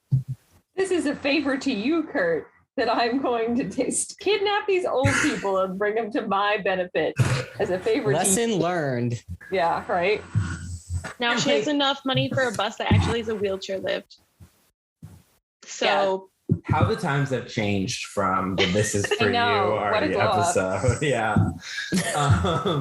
But like, also like, again, anyone who has any experience with these homes knows it's like kind of a thing to like pick someone up, to get people to leave, let alone like a whole group, let alone the entire home. Yes. Yeah, you have permission slips and like sign people out and sign people back in. And like, some people have like special like mobility aids, or they might need oxygen, like various things that could be going wrong. Also to charter a bus. I mean, like, there's also a scene earlier where in the aforementioned scene where the Long Island mom is like, oh, I know who you are and you're mean. And I'm going to tell everyone.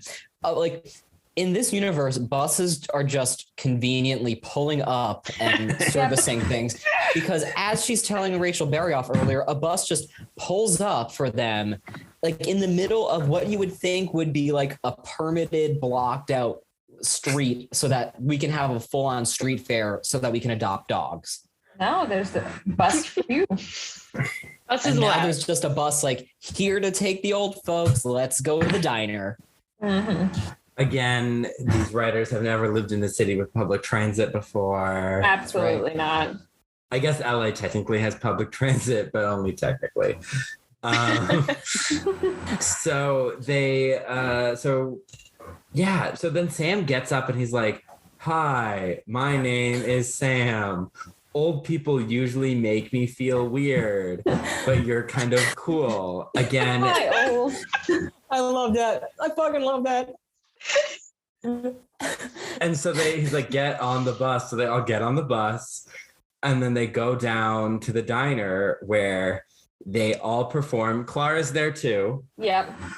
She's been up for 2 events that night, where they all sing "Take Me Home Tonight." So I'm pretty sure this is the scene that broke up Naya Rivera, and like filming this scene is the one that. Oh, really? Are they fighting over a puppy or something? No, what they happened? were like, I think because like there was so many like famous old people there, and like they like the famous old people were there and having fun, and Leah Michelle was just being like very diva about all of it and couldn't like accept the fun, and also didn't want to work with the dogs, and so was just like not being a good team player. And I think it shows at the very end of this scene, where they're all like trying to talk about how successful it was, and every single one of those actors looks like they are being held at gunpoint to say their lives, how much they like each other. And the last line of the whole episode is Rachel going, "Yay!" Like they forgot to finish the show, and she has to be like, just please, Leah, please be happy for one more. Imagine Chris Colfer in Final Draft, just writing, Yay! I guess this is how this episode ends. Nothing meaningful to say. No. Oh, God. I mean, I can imagine, though, how, like, performing with, again, a bunch of, famous people, older people, dogs, kids and animals, the hardest things to work with, Yes. And all these people who have become kind of big stars in and of themselves. And like, they're all there, they're all singing, there's so many moving parts. I could see how that would be a nightmare to shoot, even without a diva. Throw in a diva. Yeah. And it's then rough. Yeah. Because they're basically like, Rachel, you are the second coming, and this is amazing for the community, and these old people and these dogs. And she's like, my publicist Santana helped me, and Santana's like, yeah, Santana Lopez PR, and I'm like, I don't think you can just say you're a company. Can't just say that. Right. As much as I like that angle for Santana's character, even though I don't think it continues beyond this episode. I like that, like, I could see her as like a PR agent who then goes on to have her own reality TV show as a PR agent. Oh yeah, she'd be a model for those Bravo shows. Yeah, she's a Bravo reality TV star. Totally. Yeah, like it seems like a natural like journey for her character. But She anyways, seems like really good at the job, and I could see her being really good at the job. Like, I mean, she was this able isn't to something free- from out of the blue. free PR dresses like immediately. I feel like you need to like work some good connection work for that. So. yeah. Mm-hmm. So then she's like, and my friend Kurt gave me the idea, and they all hug and whatever. We forgot to mention 1-3 Hill is on hiatus. Yes. Because Elliot, Adam Lambert, is on a yoga retreat. I don't think he'll ever come back from that yoga retreat. No. I think we'll never see him again. And then Demi Lovato, her roller derby team is doing really well. Taking off. Also, someone we won't see again. We'll never see them again because when Zendhannah went home, she just forgot about her and got back together with Brittany. Yeah. Yep. What is 1-3 Hill? That's Kurt's band. Kurt's band that started as a Madonna cover band. I think last time they sang The Happening, which is a song I only knew because they sang it. Yep. Bizarre choices were made. I'm sad that we never get to see Elliot again. He's by far the most well-adjusted adult in this series. Yeah, and he's Adam Lambert, which is hilarious. Yeah. How when you think about well-adjusted, you think about Adam Lambert. Yeah. Specifically his role in the Halloween Train episode of Pretty Little Liars. Yeah. Or in Queen. Or in Queen. His performance at the Platinum Jubilee. Yes. Yeah. So yeah, that's the end of this episode. It's very self-contained. Yes. Again, I've been saying this for most of back half of season 5. It feels like filler, except I don't know what the main plot is, so I guess it's not filler. It's filler in as much as they had no more plot for this season. They were like, whatever. Just write some stuff. We'll get somewhere. Yeah, because they knew they were renewed for 6 seasons, so they just were like, we got to finish this. They got to syndication and they were like, all right. Whatever. Just finish her out, boys. Give Chris Colfer an episode. Yeah, Was this his first time writing for this show? His first and only. Well, sure. Yeah, I mean, I think they're called the Land of Stories books are pretty successful. I think he also has like a young adult film called sounds familiar. I want to call it The Lightning Thief, but that's Percy Jackson. I think it's that's not Struck him. by Lightning. That sounds more possible. He did not write The Lightning Thief. But I think I'm happy for him because I feel like Hollywood kind of like pigeonholed him. Like the character he played as Kurt was so capital G gay. Yeah. And you even textually, it kind of happens where like Blaine is the marketable one and he's just like the too effeminate, too gay. Yeah. But doesn't even fully quite embrace that. He's kind of this like gender neutral, like it's just very much how people saw gay men at that time. And so his portrayal can feel very dated. So I feel like he had to kind of break free because he was like attached to that. Yeah. Sure. And he really hasn't I think he's basically stopped pursuing acting for the most part. Yeah, I think he's just an author now. Yeah. I think we're getting him those Glee residuals though, so you're welcome, Chris. Yeah, right. Yeah. I think dealing with the Glee writers' room probably gave him a passion for writing stories that make emotional and physical sense. Yeah. The physical sense one I think is important. Because that's the one Glee really struggles with. Yeah, he could realize that he's like, I could write a story where like Snow White and Sleeping Beauty and Cinderella are in a shared universe and there's like fairies and magic, and it will make more sense logically than a story set in Lima, Ohio, and I guess New York. Yeah. Yeah. Is that what happens in real life? Yeah, that's what his books are about. Yeah. Okay, cool. They're like children's like middle grade fantasy when they're like set in like a fairy tale world. Kids love them.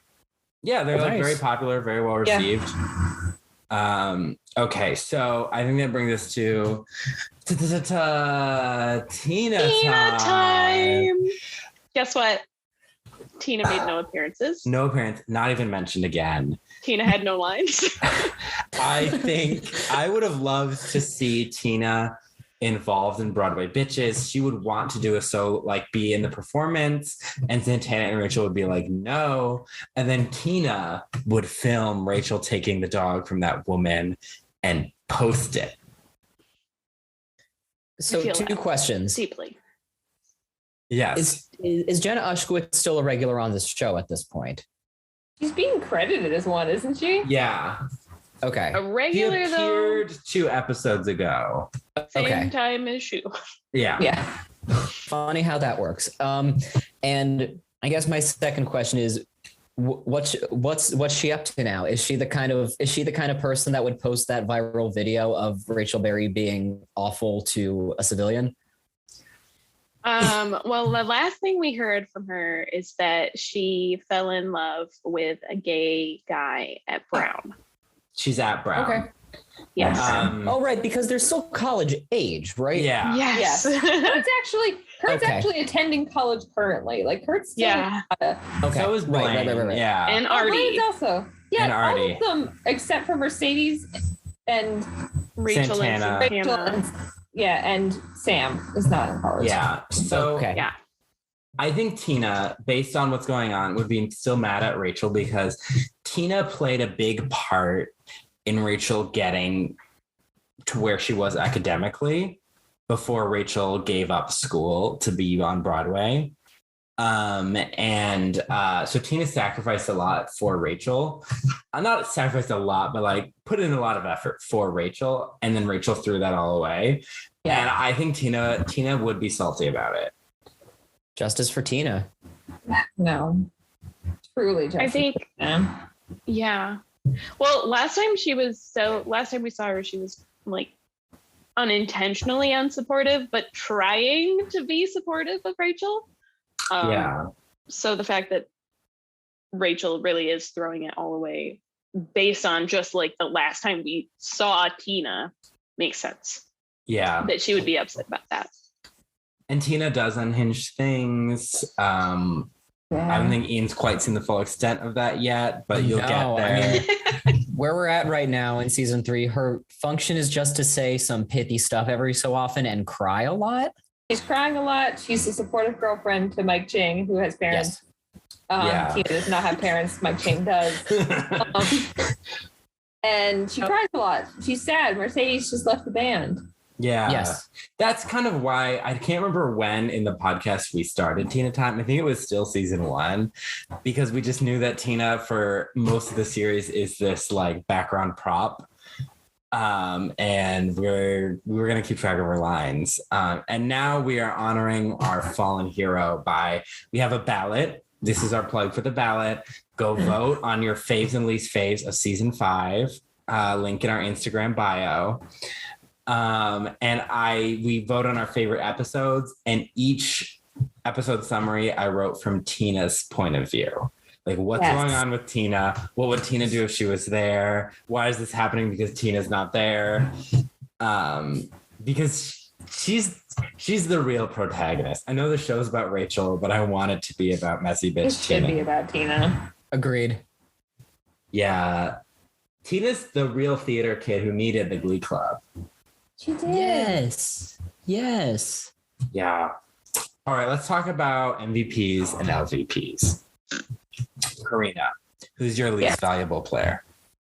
Is it of this episode or of all of Glee? This episode. Of all of Glee, it's probably just going to be Will whenever we ask anyone. You So. don't need that. I think my least valued player of this episode, honestly, surprisingly got to be Blaine, because all he did was be an industry plant for Rachel, who does not deserve it, and then make weird backhanded comments to his boyfriend about how he was missing important things to watch him perform in an old folks home production of Peter Pan. And he did not get a solo, which means I didn't even get to listen to very good music this episode. So Yeah. No, that's true. I forgot he was like, I'm missing lunch at Annie Leobitz's house. right. And you're like, okay, you just got over this. Like, this was a very big point of contention in your relationship, but sure. rub it in. Yeah. Yeah, not great. And their relationship gets weird. Yeah. Yeah, Ian, who's your least valuable player? Now, is this like from a functional standpoint or just like who we don't like the most right now? Because I have two different answers. You know, it can be both. It has Whichever. been both. It has. Yeah. I mean, I'm just going to say my least valuable player is Rachel because she's just insufferable in this episode to me. And you cannot convince me that on Bernadette Peters' Broadway, she has not heard of Broadway Barks. And I know this is the fifth time I'm saying that, but like, no, it's a no for me, dog. Like I have in my notes so many times, Rachel Berry, no. So I value her the least and she's least valuable to me. And that is my final answer. Yeah. That's my statement. MVPs and LVPs vary just based on how you feel. You know, Kurt's sweater in the when he sang Perfect, that got LVP. I think Pizza definitely got one. Yeah, Pizza got MVP because it burned Will's mouth, I think. But wasn't it like pretending to be hot, but it didn't look hot at all? Oh, he goes like, that's hot. He like takes a bite. Oh, it's hot. Yeah, it was obviously cold pizza. Yeah. That was a Night of Neglect, one of the worst episodes of Glee. Night of Neglect is a terrible episode of Glee. I made my brother I'm blacking out on that one. What one was that? Because I know we've done that. That was the one with Gwyneth Paltrow singing Turning Tables, the song that is not Chasing Tables. Yes. Oh my God. The song that if you told me right now to sing Turning Tables, I would still sing Chasing Tables. Yep, I remember. I'm back. Would I just keep turning tables. It's the same song. I can't keep up with your chasing pavements. Yep, it's there. All right, Alyssa, who's your LVP? I'm also going with Rachel. Mostly because, you know, like, I could not follow the line of logic in the first scene where she goes from I basically screwed up my image to there's a dog in the restaurant to you're making bad choices with your dog in the restaurant. Like, it just didn't line up for me. And it was off the rails from that moment, which was literally like the first scene. Yeah. 2 minutes in, the show was gone. Jump the shark. Yeah, you know, I think I'm going to go with Rachel. And as you keep pointing out just how ridiculous that scene is, it's reminding me that we could have had some great setup for what's to come, some great payoff for what's been, and have Rachel decide to go to like a choir class in like an underfunded school or a school where the choir is underfunded and like give them singing coaching and like talk about how she got to where she got to be, you know, like, and that would have like, that's, like she would have been like, you know, Mr. Shu did so much for me and I'm going to do this. You know, that could have been connected. But no, just we're going to have a one-off about dogs. Yeah, she could have done the same thing she did for that kid who was paralyzed.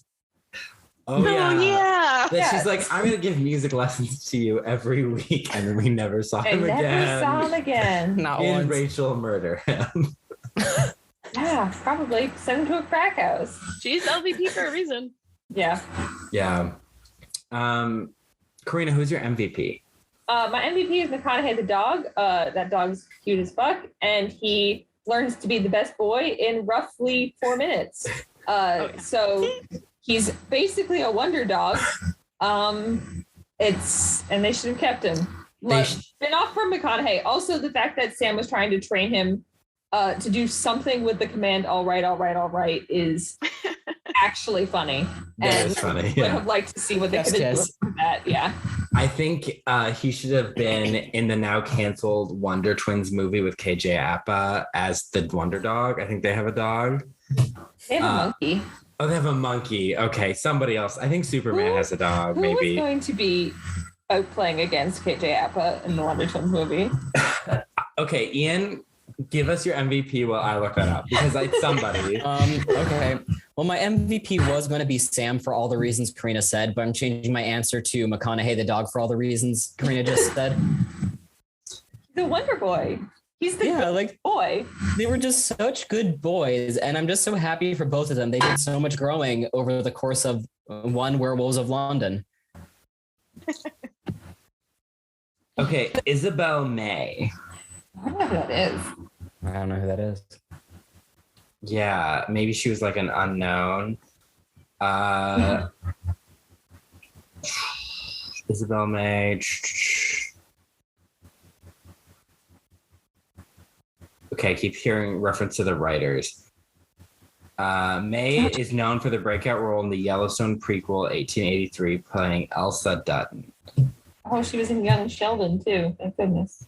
Yeah, my favorite show, Young Sheldon. Alyssa, who's your MVP?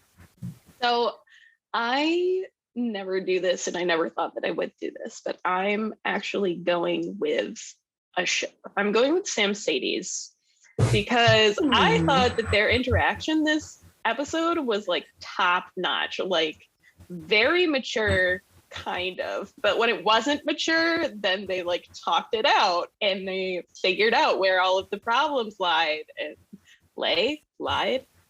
Sure. I don't know. And I was just like, yeah, that's, kind of how things are supposed to go. You're supposed to talk about things and, be mature people about it. And I think they succeeded. McConaughey helped, so I'll be to him. Yeah, no, that's a good point. Who am I?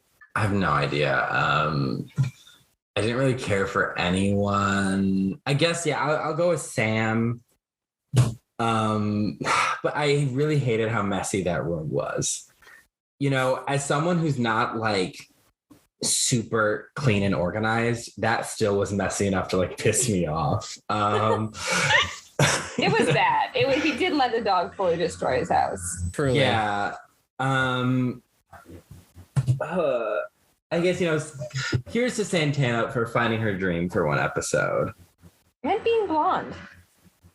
She went blonde and she found out her dream job. Yeah.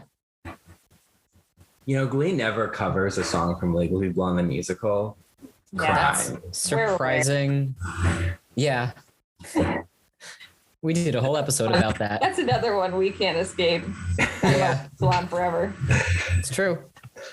I famously saw a college production of Legally Blonde. Well, my freshman year of college, and I saw it one at BU with our co-host Hannah, and Hannah like blacked out and doesn't remember anything. She's like, I remember sitting down, I remember meeting your friends, and then the show happened, and I don't know what happened.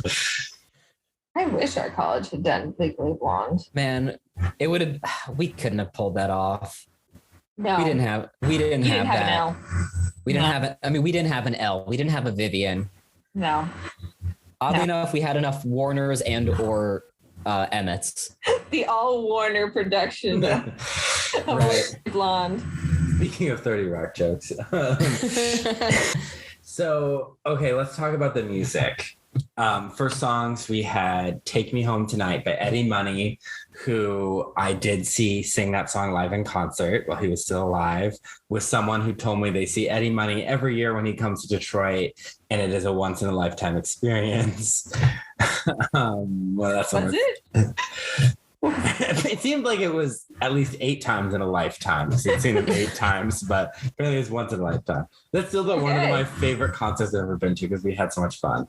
That's awesome. But yeah, Take Me Home Tonight, Werewolves of London, Stop the World and Melt With You, Shining Star or Lucky Star.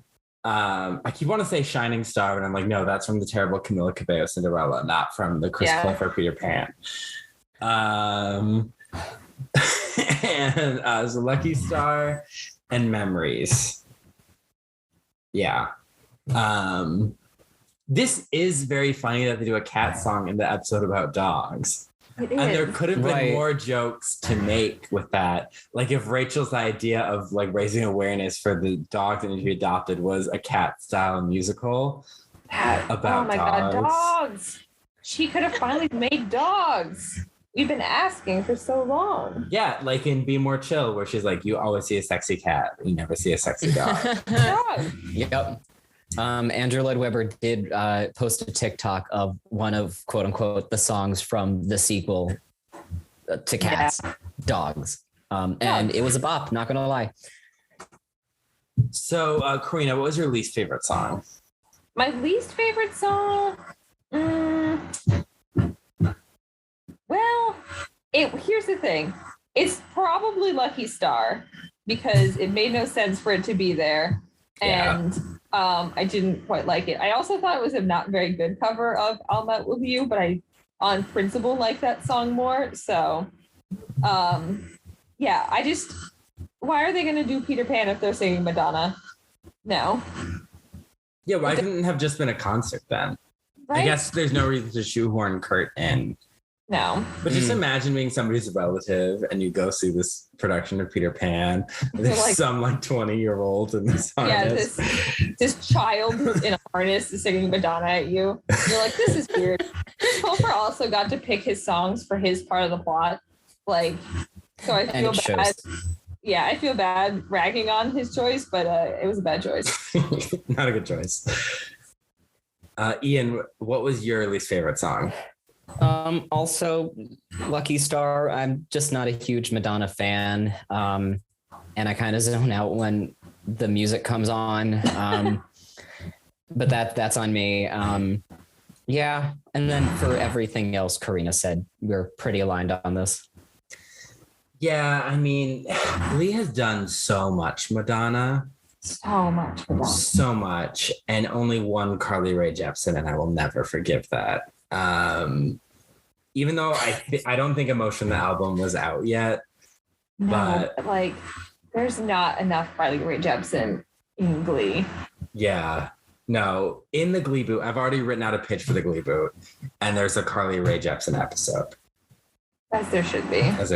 Yeah. I feel like we hear that a lot with the crossovers and a lot of guests that we have. They want to see that Carly Rae Jepsen episode. When did Emotion come out? Emotion came out in 2015. So I think that was when the last season was airing. Yeah. Yeah. Honestly, probably Carly Rae Jepsen was like, no, I saw what they did to Call Me Maybe. Keep them away. Maybe Ryan Murphy and Carly Rae Jepsen are feuding. That would be the reality TV show I would love to see. Season 5 of Ryan Murphy's Defeat on FX. Ryan Murphy himself and Carly Rae Jepsen. Playing themselves. Alyssa, what was your least favorite song? So it was pretty neck and neck with I'll Stop the World and Melt With You and Lucky Star. But I'm going to go with I'll Stop the World and Melt With You because at the very least, Lucky Star kept me on the edge of my seat because I was like, Kurt's going to hit the front row. Kurt's going to hit the front row. So I was fully invested in that song just because of the harness. That's a fair point. Yeah. Yeah. I'm probably going to go with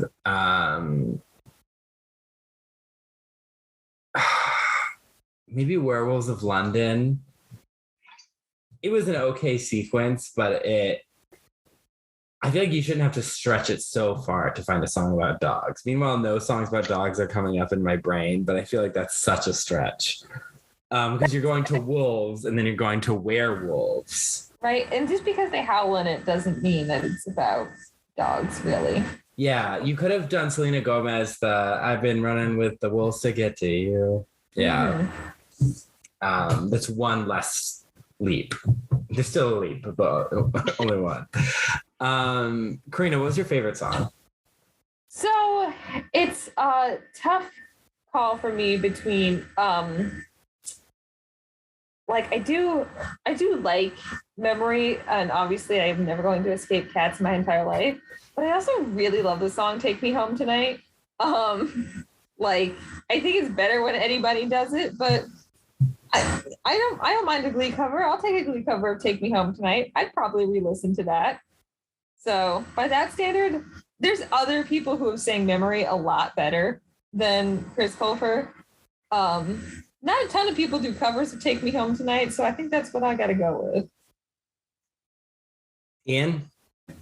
I agree. I'll give an honorable mention to Memory because I went through a whole emotional journey during it, but I'm going to go with Take Me Home Tonight. It definitely served like the function of the closing number that Glee does and typically does really well.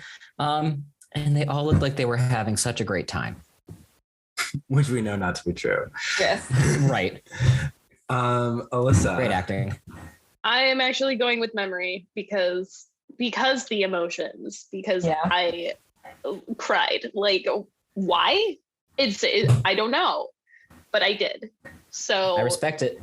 Congratulations, Glee. You've done it again. maybe like this. I feel like this is the third time I cried watching Glee or something. I don't know. Can you confirm, Cullen? I know you cried when we were watching it together once, but I can't remember why. Was it? It might have been the Finn episode. Oh, yeah. It's hard not to cry during that one. Yeah. I cried when Kurt kicked the football way back in season 1. I remember that. His dad was proud of him. And I was like, his dad's proud of him because he kicked the football good. And I was like, this is not, I shouldn't be doing this. Go. Our guest on the last episode had only seen some of Glee, so she was going to try and rewatch all of it, which she did not do in enough time. And so, but she was texting me and she was like, Kurt's dead. I'm like, oh my gosh. And then she's like, I won't be able to like finish everything up until the episode I have to watch. And I'm like, you're going to be like, how did we get here? Yeah, you're not going to, it does not, point A to point B does not track. I think I'm going with Take Me Home Tonight, which I'm pretty sure won our Glacket when we were on Gleek of the Week. I can't remember what it was against. I don't know. It might have been Taking Chances. Oh, then yeah. Yeah. Especially because the Glee TV version is like 30 seconds long.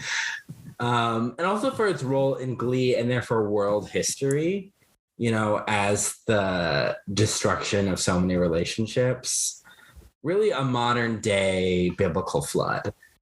And that's iconic. So Take Me Home Tonight. So that brings us to the end of our analysis of Old Dogs, New Tricks. Weirdest episode name. I keep on wanting to call it The Backup Plan because that was last episode. And it feels like she's the backup plan for her reputation. Those dogs. This show really suffered by predating not only Emotion, but the Reputation album. The Rachel version of Look What You Made Me Do could have reached Run, Joey, Run camp levels. Look, in the Gleeboot, there's an episode where it's it's all Rachel's version of Taylor Swift songs. Yeah. And there's like all the songs in parentheses, Rachel's version. Corrina's going to kill me, but. And there's like all her past Rachels are like fighting in the Look What You Made Me Do. That would have actually been hilarious. Yeah. Bless. All right. Well, Glee Aggressive, Ian and Corrina, thank you so much for coming on. This was so much fun. Thank you for having us. Thank you for having us. Yes, I love talking about season 5. It's a trash fire and it's my favorite. It is a trash fire and it's so clearly so much worse than even season 4. So where can people find your podcast? You can find our podcast on Twitter and Instagram at Glee Aggressive. We're also reachable by email in long form at gleeaggressive@gmail.com. If anyone ever has thoughts, feelings that exceed the Twitter character limit, we accept essays. We read them. We adore them. We do. You can follow Gleeboot at Gleeboot Pod on Twitter and Tumblr and TikTok and Instagram. Because I guess we have a Twitter, but I update Instagram like multiple times a week, and that's really most of what we do. And you know what? I haven't said this since probably season 1 or 2, but leave us a 5-star review. We only have, at this point, 14 more episodes. No, 16 more episodes of Gleeboot, I believe, left. So Wow. collect those listeners for the final push as we birth the child that is the Gleeboot that's had a multi-year long gestation period like an elephant. Oh my God. I am afraid. It is a nightmare to behold. I am afraid. You're going into season 6 is buckle up, man.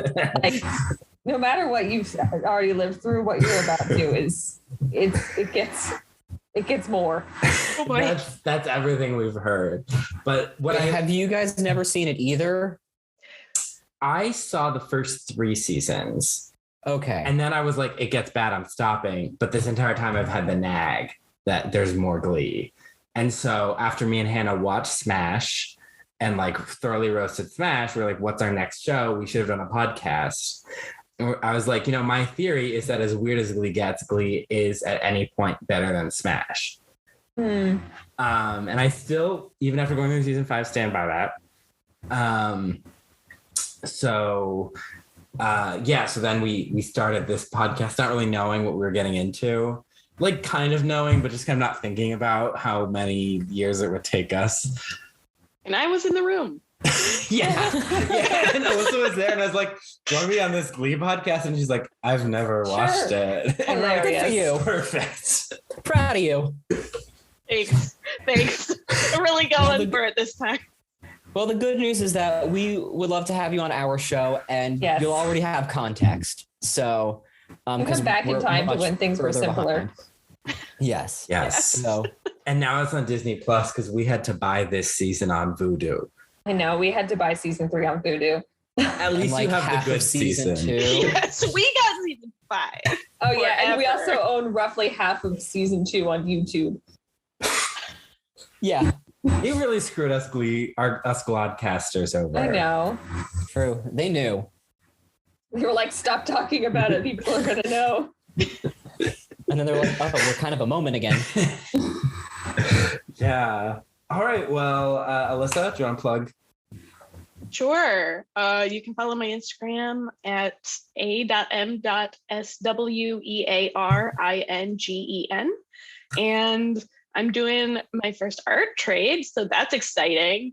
I'll have to see if I can post that for y'all. Whoever actually follows me from this podcast, which I'm sure is like no one, but cool. I think you have a few because I have a few. Maybe Yeah. if they want to see art, but they might follow you because you do all the Glee stuff. I post that to the Gleeboot, not to mine. I don't know. One time I did by I don't accident, know. and I was like, no. I'm just so disconnected from my own social media. Yeah, you can follow me at Cullen Ever After. You can follow me on TikTok at your boy Ryan99 and see my failed YouTube career at your boy Ryan on YouTube. And tune in next week for the season 5 finale. We made it. I will never be the same. And please vote if you don't want us just to declare Puppet Master the best episode of season 5, because right now that's what I'm voting. Also vote in your local election, even though those might have passed by the time this has been posted. Yeah. Bye. Bye. Gleeboot.